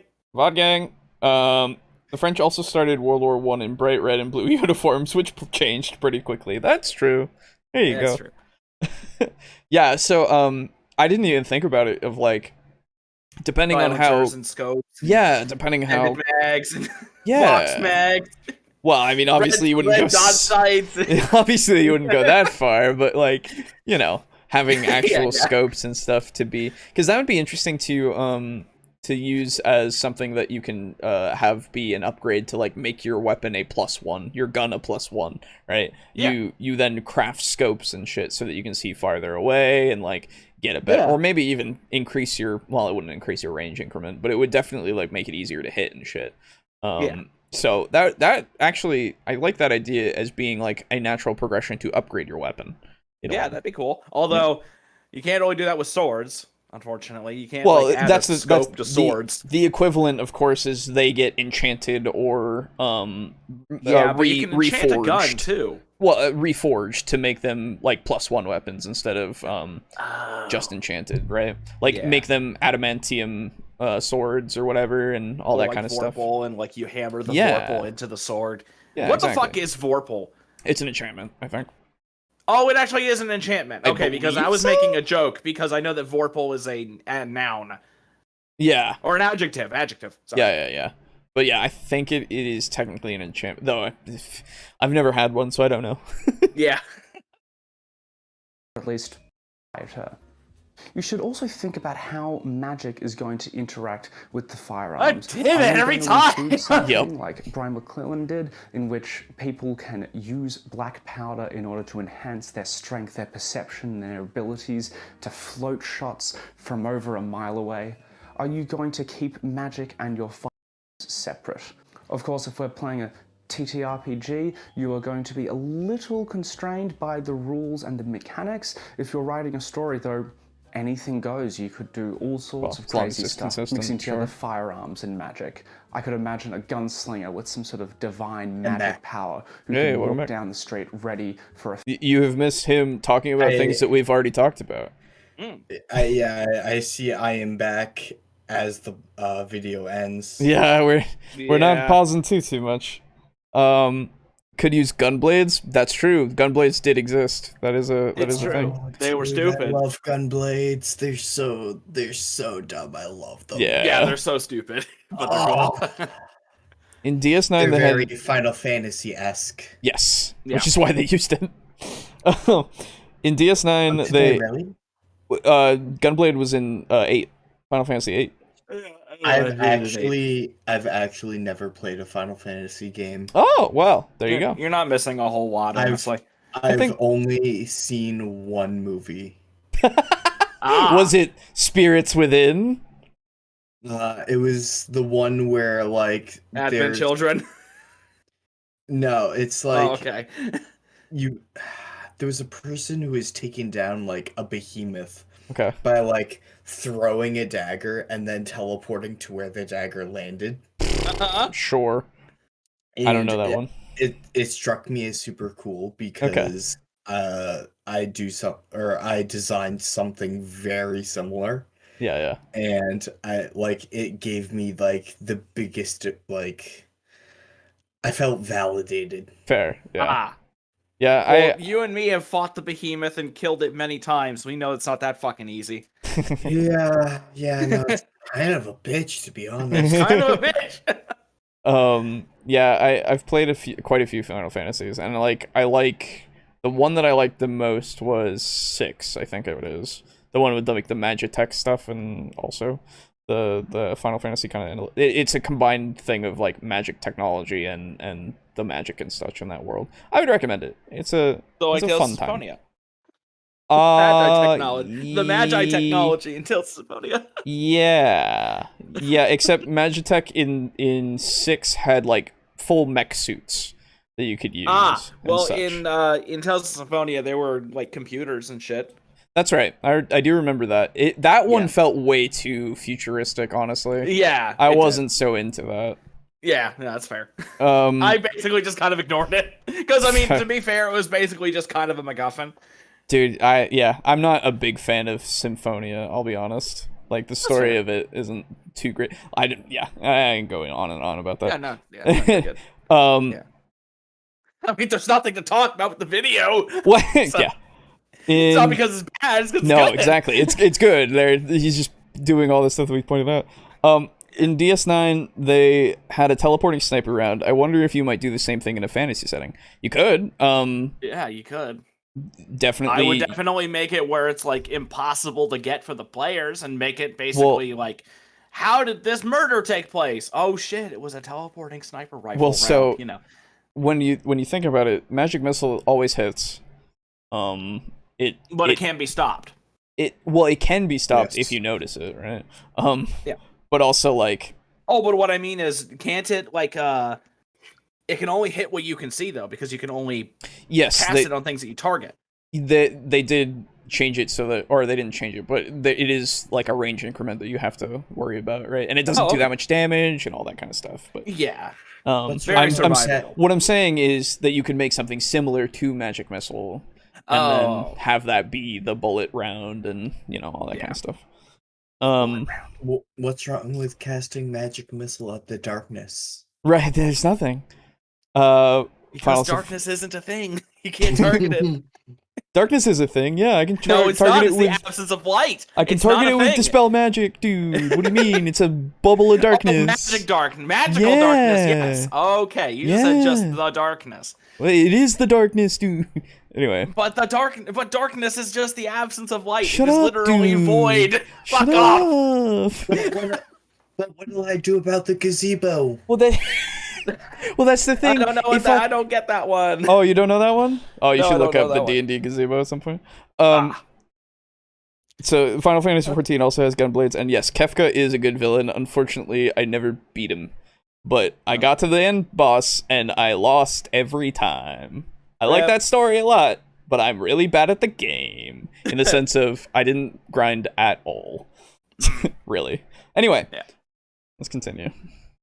Face man, and as he draws his revolver, you see that 5 more spectral revolvers rise up from his billowing coat and fire 6 shots simultaneously. Be super cool. That could be cool. The fourth and final thing to think about, which is less specific about Firearms, but more about your story or game in general, but what kind of tone are you going for? Okay. Your tone is going to be really important in thinking about how you're implementing guns. If you're going for a really irreverent, sort of funny and wacky sort of setting, then perhaps your guns are going to be a little more wild, a little more prone to misfiring, ricocheting, and bouncing around doing wacky and zany things like that. If you're doing something that's that's a little more gritty, a little more grimdark and realistic, you might then think about implementing very bad consequences for misfiring and ensuring that you have to keep your gun clean and maintained every day, lest it blows up in your face, dealing damage to yourself and potentially other people. If it's a gritty survival, then perhaps ammunition is scarce, and it is something that you have to hoard and keep serious track of. If you're going for a mystery story or some sort of horror, perhaps people aren't typically allowed to hold firearms on their person, and you have to try and conceal them and ensure that they aren't spotted by your adversaries or by the city guard. So that's it. Those are 4 things to think about before implementing firearms. What kind of technology, what kind of guns are you using, how common are they going to be, how has the world changed or not changed because of their presence, and then finally, what kind of tone are you going for? Think of those things. If you have answers to those, put them down in the comments. I would love to read them, love to hear about how you're thinking about implementing or not implementing firearms. The next video is either going to be looking more specifically at some mechanics for different games, or it's going to be on the starter set again. I've got a video series, we're looking at Lost Minds of Fingal, Fangle, Flap, Fandelver, that one. You can click up there, you can go watch those. You can also click on other things on the screen in a second to watch other stuff, subscribe, all of the usual things. Okay, yeah, I mean, I just kind of let him go, because, like, okay, so this guy only has 107 subscribers. Hey, you out there, in YouTube land or in, right now, in the chat, go sub to this guy. He seems to be pretty good. Quite a fan of this video, at least. So, good first impression. I'll give you that much. So I'm gonna have to be the bearer of bad news. Honestly, these videos have been so good and so impossible to comment on that I'm fucking fading, man. That's fine, dude. If you like, I'm dying here. All right. Well, this is the thing. Since we've only gone for an hour and 40 minutes or so. So what I was thinking of is Aiden had a thing. Aiden had a thing that he had saved for us to read off at some point, I think. Remember? Yeah. So we can in the host source channel. Yes. So I can go and get that, and we can do that. And then end it off after saying a few things. How long is it? It is long. Oh, okay. It's long. If you're not feeling it, definitely we can like save it for another time, or like. Well, I mean, you guys could just 2-man it, couldn't you? Well, that's the other thing. If Aiden also, if you want to stick around for it, I want to see Boo's reaction. Okay, all right. So we can wait for it for another time. That's fine. Yeah, sorry. No, you're good. You're absolutely fine. If you wanna peace out, we can just look for something else to maybe find a Garibay video, I guess. Yeah. But yeah. All right. Well, then I'm gonna go ahead and head out. You guys, Godspeed, you magnificent bastards. And I've reached my final form. I managed to sculpt some hams out of green stuff. Oh. Yeah. I'm dead serious. That's I'm good. putting the ham when I get my horror specs. I'm gonna have him holding 2 giant hams. Amazing. Okay. That's gonna be Eat Master. But why isn't he holding eggs too? Because I can't sculpt a plate with eggs on it. Well, harder than you think. Someone needs to. Won't. Both. There you go. I'm out. Bye. Yeah, see ya. Have fun. Yeah. All right. I've never thought of the ham as being green, only the eggs. Yeah, green eggs and ham, yeah. You're right. Green eggs and nondescript ham. Exactly. When people say the darkness, I think of the band, and I think of the band that did I Believe in a Thing Called Love. There you go. And this is kind of like Firearms ASMR. That's true. That's true. It was very calming today. We didn't have too much to say. That's why I'm subbed to Ahoy.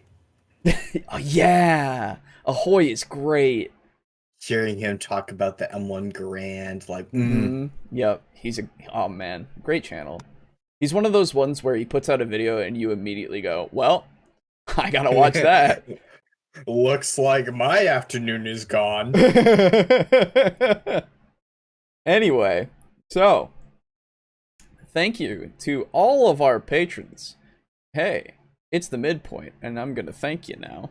So, thank you to Draco Kraken. You've changed your name to reflect your name on YouTube and on Discord. Thanks. Keeps me from messing up. So hey, Draco Kraken. Having to use a modicum of critical thought. Thank you. Right, my brain. Small brain, very smooth. So smooth. But yes, thank you to Draco Kraken for being at tier 3. Appreciate it immensely, as well as Mog Zero, also at that tier 3, and Slazer hanging out at tier 3, and Steely, all at tier 3. Appreciate y'all. Thank you so much. It's insane that you guys give us money. And then, of course, Drake Cross at that tier 2. Ridiculous that you do that. Thanks. Appreciate it. Hope you continue to enjoy. And then, of course, we have Chris at tier 1, Frozen Spaghetti at tier 1, and Kill Chrono at tier 1. Hope you're enjoying everything, and appreciate all of your support and getting us to the first goal, I guess, on the page for maintaining this podcast. Appreciate it.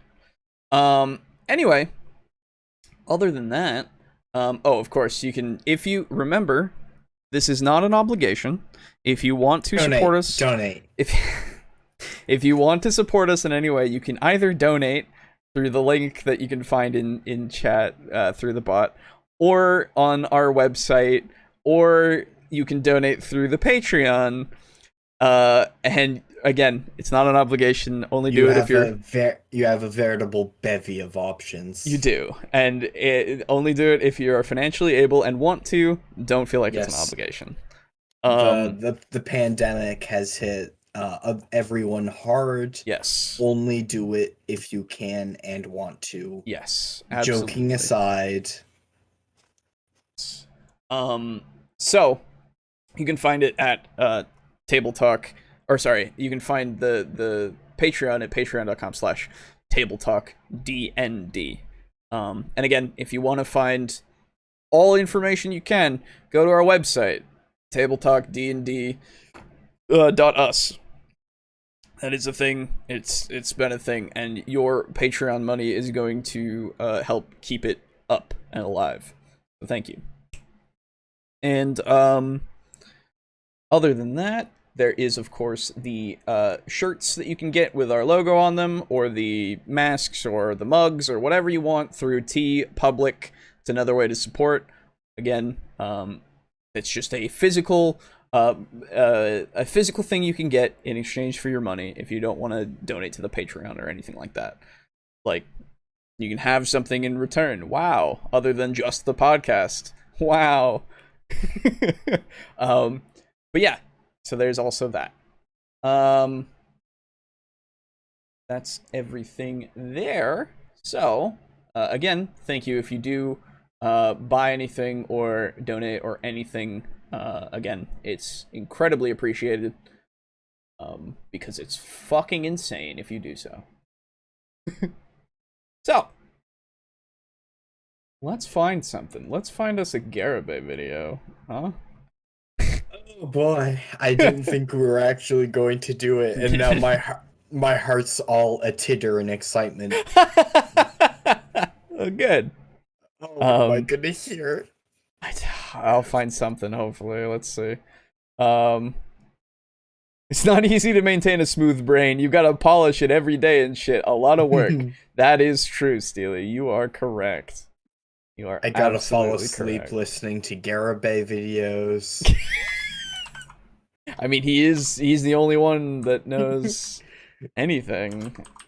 Let's see if we can hit the mother load and find maybe gun. Let's see. Let's see. Oh, I'm craving it. I need it. I hunger for it. This is on movies. comedy is an invasive species into your Dungeons and Dragons 5e campaign. What? Oh, yes. What? Yes. This is I searched gun, and that's one of the things that came up. It was the third video. What is happening? Okay, well, everyone, get ready. Apparently, comedy bad. Cut off their hands. So, let us see. Oh man. All right. Here we go. Hi, this is Scott Garibay, and today hold yourself, Garrett. What is this quality? Oh, very much. Scott, your face looks very fuzzy, and I'm not talking about your beard. This is I think it's just worse lighting because it's later in the day, or the clouds are out or something, and his phone isn't getting enough lighting. So it's very fuzzy, but man, it looks almost like it's raining too. Yeah, that's true. So, well, everyone, let's watch the scuffed Garibay video. Yeah, living that 144p life. Hi, this is Scott Garibay, and today I want to talk to you about Dungeons & Dragons 5th Edition and understanding comedy as an invasive species to probably 99% of all Dungeons & Dragons existing campaigns. Wow, okay. Probably 99% of all Dungeons & Dragons existing campaigns. The irony of this video is it itself is comedy. Well, hey, he might have a point. Let's let him get there. I'm not even willing to entertain the possibility of critical thought coming from him. Okay, fair enough. All right, let's jump into this. So I've been thinking a lot about comedy, and you can find comedy in almost every single Dungeons & Dragons game. Yep. And I want to talk today about cutting comedy out of the game. Why? And the reason why is, one, I think it needs to happen. So why would we cut comedy out of Dungeons & Dragons? Yeah. Yeah, well, why? First of all, tell me. I love every one of you. Okay. I just love each and every one of you. Thanks We're so not much all for funny. coming to the channel, but I have to tell you,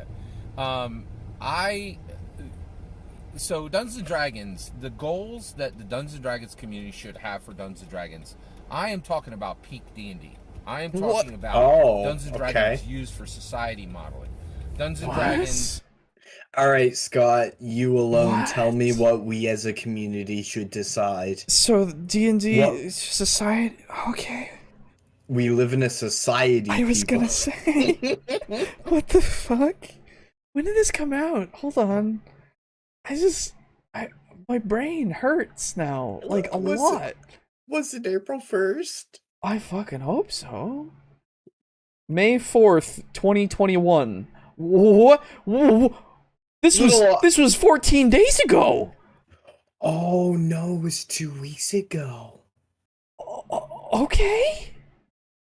Okay. All right.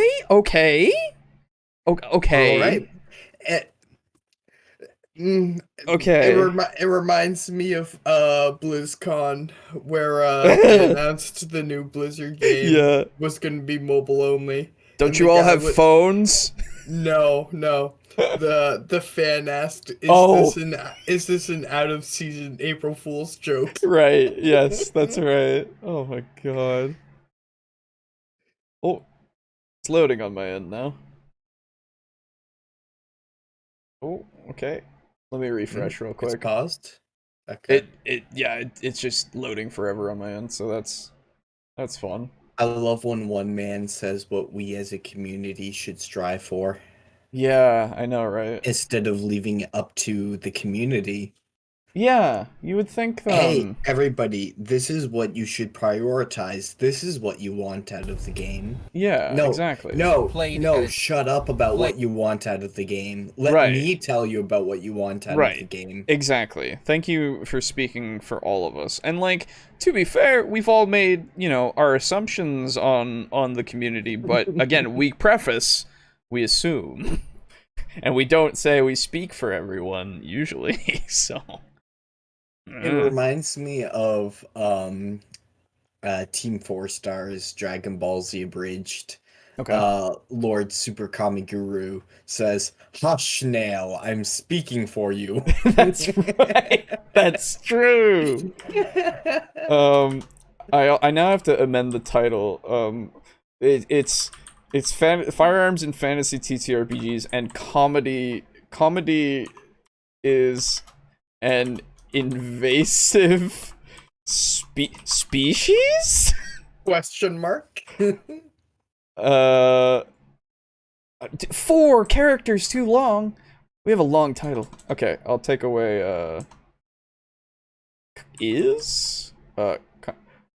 okay, comedy, comma, invasive species? That works. I'll figure out later. It's scuffed at the moment, but fuck it. It's fine. Anyway, let's continue.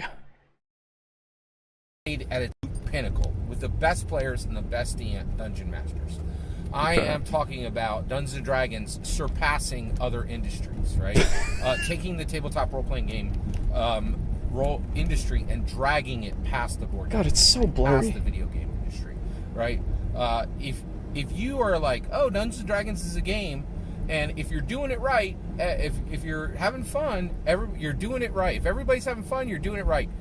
You can go find that nonsense commentary on any number of channels, 100 channels that I can Wait, point you hold to, on. right? I was typing to my friend. What did he say was nonsense commentary? That if you're playing the game and you're having fun, then it's fine. Like, okay, so again, he said that we need to focus on the peak, the best of the best players, the best of the best DMs, to elevate D&D past everything else. Yeah. And it's like of D&D. Right, and I'm over here going, okay, so your definition of the best and my definition of the best seem to be different here.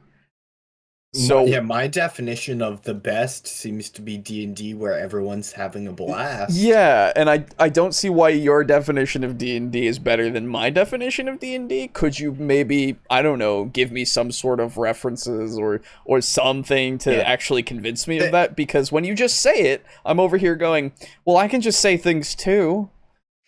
There's no, like, I don't know what you want to call it, like checklist, agenda, itinerary of what a campaign is supposed to hit before it can be qualified as a good campaign. Oh my god. I ain't squawking about that. I'm talking about peak D&D. The beautiful stuff. Tell me, Garrett. Understanding what Dungeons and Dragons is and pushing for the best, right? Getting the best games played and allowing Dungeons and Dragons. Tell me what the best is. Wear every crown it deserves. What? Right? It's more than a game, and I want it to. Not that McDonald's shit that everyone enjoys. That Five Guys shit. All right, so how is that, right? So one. Can't have the cockroach of comedy in your burger joint of D&D. Right. You know what I'm saying? Exactly. I think my end is actually fucking up. Hey, if you're in chat right now, is everything going alright? Because it seems like no, I'm still live. Okay, weird. It's like an error occurred and everything. I think my end is just having a bad day. Fun. Good. Well, it's still being recorded and stuff, and it still says it's streaming, so I think we're okay. Anyway. This is very real. Comedy, because people seek joy, which I totally... Actually, most people don't seek joy. They seek happiness, right? And I will say, you know... Sorry, doesn't joy mean happiness? Isn't that the same fucking thing, Garabay? Happiness is technically defined as everlasting joy. No, sorry, joy is defined as everlasting happiness. Exactly. Sorry. So, like, okay, Garabay. So they instead seek out the temporary instead of the permanent. Yeah. I can sort of see where you're going if we interpret this metaphysically. Right. But But I don't know if that's what he's saying. I don't think that's his intent. No. I also love his sentence of everyone seeks out joy, right? Well, not everyone doesn't really seek out joy. This does not spark joy. I think he's mixing up D&D with video games if he wants some sort of hardcore competition for elite gameplay. Yeah, no, absolutely. I don't know what he's fucking talking about. Cuz like what is peak D&D? Is it going to conventions? Is it having a show in which like there are so many qualifiers that we would need to have in order to actually say this is the best D&D. But there is MLG D&D. Right, exactly. There is nothing that we have that says that, though, because it is all up to each table. There is no universal way of which we have to play D&D. I would be, like, writhing with curiosity to talk to Garabay's, like, the other people that have been at his table. Yeah. And just be like, tell me a story. Right. What do you think? Well, this is the thing. I wonder if they also think the same way, right? I know, that's half of it. Okay, Do they think the same way? Do they not? Okay. Yeah. This is like this is definitely a Scott Garibay thing. I just don't see the purpose of my life to seek happiness. A lot of people do. Okay. That ain't me, right? Sure. Like basically, I want to perform well. I want to drive toward goals. I want to achieve, and frankly, and that's what my life's about, right? And I feel like, and that's you know, I'm not the valid. person to say this, but the best way to never find happiness is to seek it. Like, I'll tell you that right now. And there's nothing on this planet like that. But because everyone on... Okay, so don't look for it and you won't find it. That's pretty cool. I like that mentality, actually, you dick. I was actually reaching over to pause it. I actually kind of like that saying, actually. Really? Uh-huh. I'm less about it because it's like, I don't know, man. Happiness is by its own nature transient. Sure. And fleeting. Mm-hmm. And the second that you pursue something with like your brow furrowed, like your goal is your happiness, that is the most way that you will assuredly not reach it. Yeah. So I can see that, but at the same time there are certain benefits to be said of like getting a job in your passion or pursuing your passion in your hobbies, like D&D. Right. Huh. Shocker. Yeah. Well, okay. I understand it, I guess, from that perspective. It's just one of those things where it's like, I don't know, man. When you tell somebody they can't find something, it's like, you know? It just feels weird. On this planet is seeking happiness. They often mistake laughter for happiness, right? But the reality is, a lot of comedy comes from incredibly cruel places. A lot of comedy comes from an incredible amount of broken people. You know how I know that? I listened to Mark Maron's podcast. He interviewed hundreds of brick wall comedians, the best in the world. And I'll tell you right now, it is kind of hard to find a well-balanced comedian, right? Like, you know, from a mental health perspective. They'll tell you that, not me, right? Like, just go listen, right? That's absolutely Mark fair. Maron's podcast is a museum of fundamentally outrageously brilliant comedians who are fundamentally broken, right? And that's not me saying it. It's like every other one telling them, I'm so broken from the gate, and I'm still broken now. Like, just a conga line of them, right? So the idea that comedy is happiness is a confusion of the human state. Okay? Well, nobody's claiming that comedy itself is happiness, though. I don't think. What I would say is that it's a way to look at your current situation and kind of find something that you can, I don't know, laugh at and like relieve some tension or something. Like it's a release, I guess, but not necessarily just me trying to find happiness. So there is and this is like the only quote I remember. I never got through the book, but this quote stood out to me. There is a quote in the Screwtape Letters by C.S. Lewis. Okay. It's about like a devil that is sending letters to his nephew on how to like tempt a person. Sure.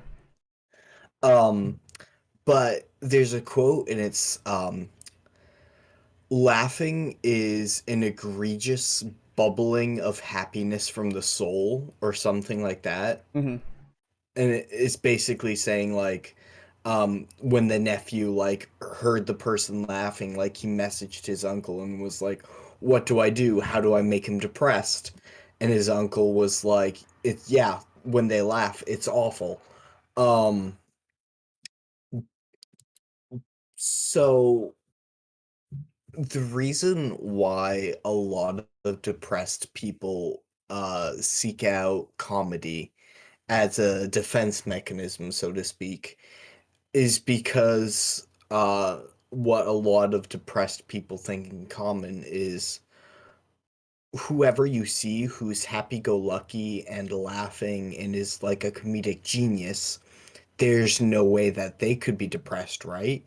So I will mimic them and I will be funny, and then no one will suspect me of having the issues that I have.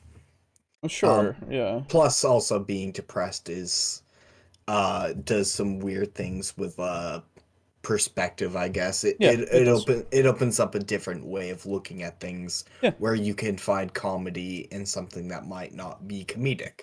Yeah. But anyway, ignoring the whole concept of depression because that's way above my pay grade. Sure.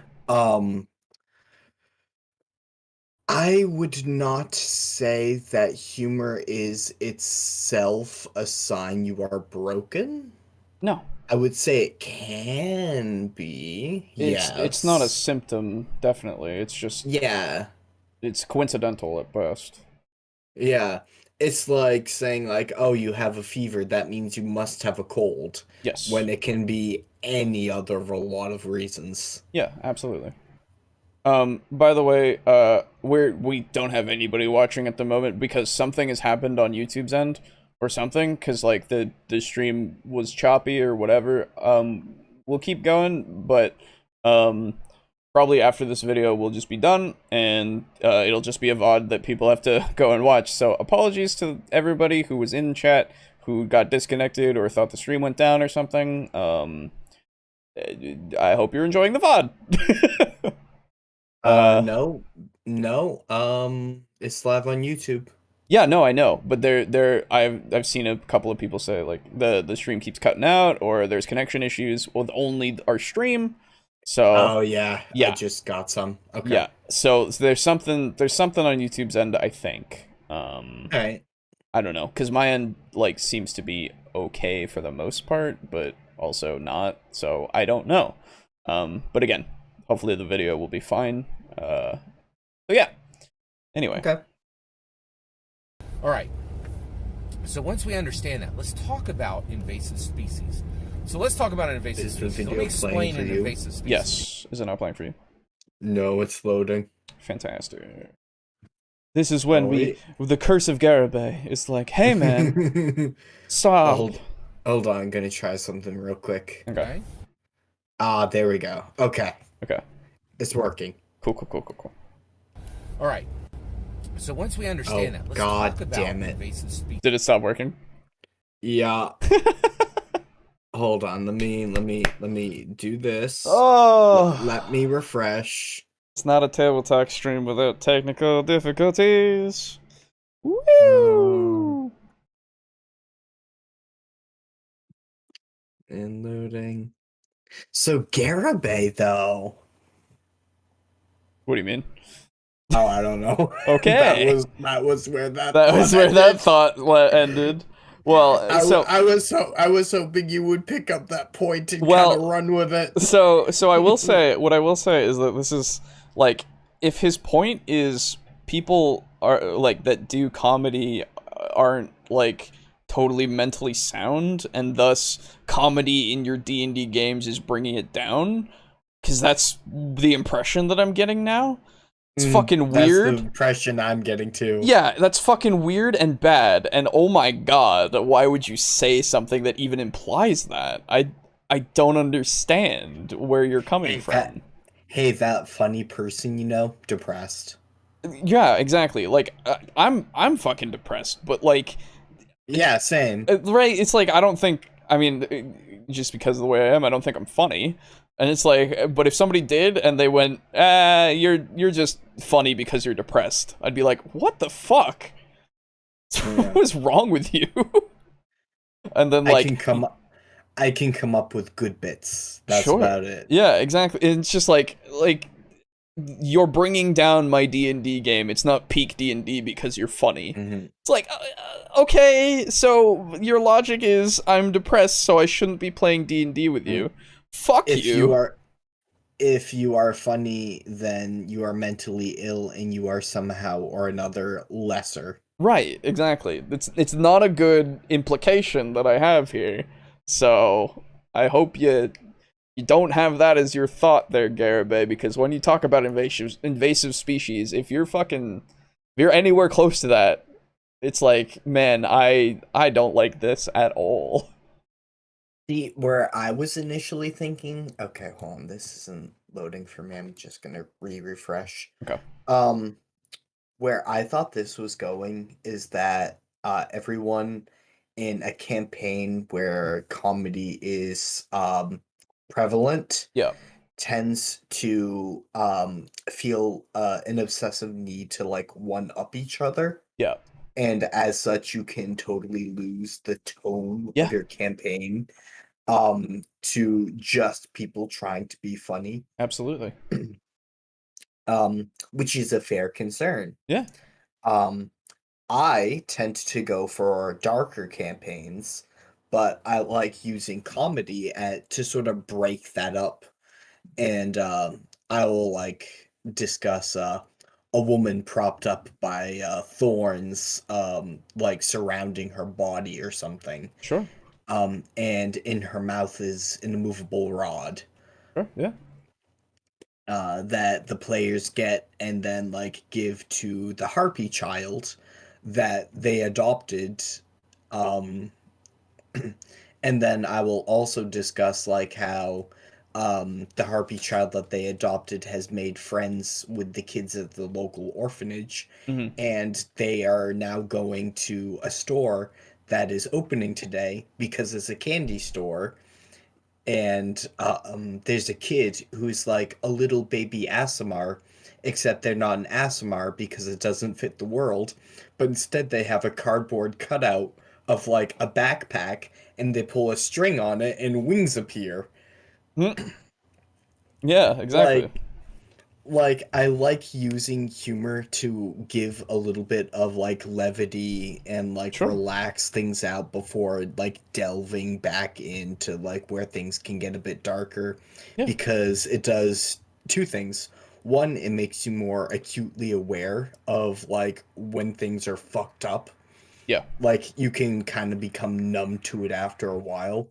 But when there's humor making things light, and then all of a sudden now you need to talk to the captain, who all his friends and family died on the ship when it was shipwrecked, and now he's stranded in a town that is on the opposite end of the continent than where he is from, and he will never see anyone he knows again. Like, it makes you more aware of that. Yeah, exactly. Yeah. Of the human state. And it also makes you more aware of the comedy too, but I cannot get this video loading. Is it not loading for you at all? State. Okay? No, it's just I'm permanently like loading circling. Okay, because it's playing on my end. Oh no, it's not playing on my end. Okay, alright. Well, then I think, honestly, at this point, we've had so many fucking issues, we might have to end early. Okay. Which sucks, but, God damn it! I love Garibay videos. I know. We'll have to come back to it or something, but hopefully now I will say for the VOD and everything. Of course, if this is not what he's implying, if that's not what he's like what I said before, if that's not what he's implying, if I'll take it all back, of course. But even I'm willing to be wrong. Exactly. I hope I'm wrong. I bet he's implying something even worse. Yeah, exactly. So, yeah. Okay, I've got a thing from Steely, in fact. He sent me a thing on Discord, said, stream's pretty much unlistenable for me since about the start of the Garibay video, although the issues started before that. I have restarted YouTube and even my phone. I have also switched networks, no luck. Had the issues before, but never this bad, and I always thought it was me. Interesting. Okay. So, I don't know if that's my end, because, again, I've been doing my own personal, like, streams and stuff, and they've been fine. But that was on Twitch, so, like, that's a whole different server and everything. But usually, everybody else is pretty fine on YouTube for this show. So, I don't know. But maybe I hope it's just a this week issue and it doesn't persist. Because that would suck. Like a lot. But yeah, so sorry out there if you again, and hopefully it fixes itself, because I have no idea what the issue is on my end. So I'll do some tests, I'll try to figure some stuff out, I'll do some research, but ultimately it's a shorter one today, boys. Sorry. So yeah. It's not the shortest we've recorded. I think it is, because 2 hours and 16 is where we're at. And okay. That is the shortest, I think. But anyway, thanks again to our patrons. I will show you again on screen. Draco Kraken, Mog Zero, Slazer, Steely, Drake Cross, Chris, Frozen Spaghetti, and Kill Chrono. Really appreciate you, and again, sorry that this one isn't up to the standard, or at least my standard. So yeah, we'll see you in the next one, I guess, next week. I'm your second host, ItsSneakyAdolf. Yeah. So goodbye, everybody. Goodbye. Bye now. Bye-bye. Bye. Bye. Bye-bye.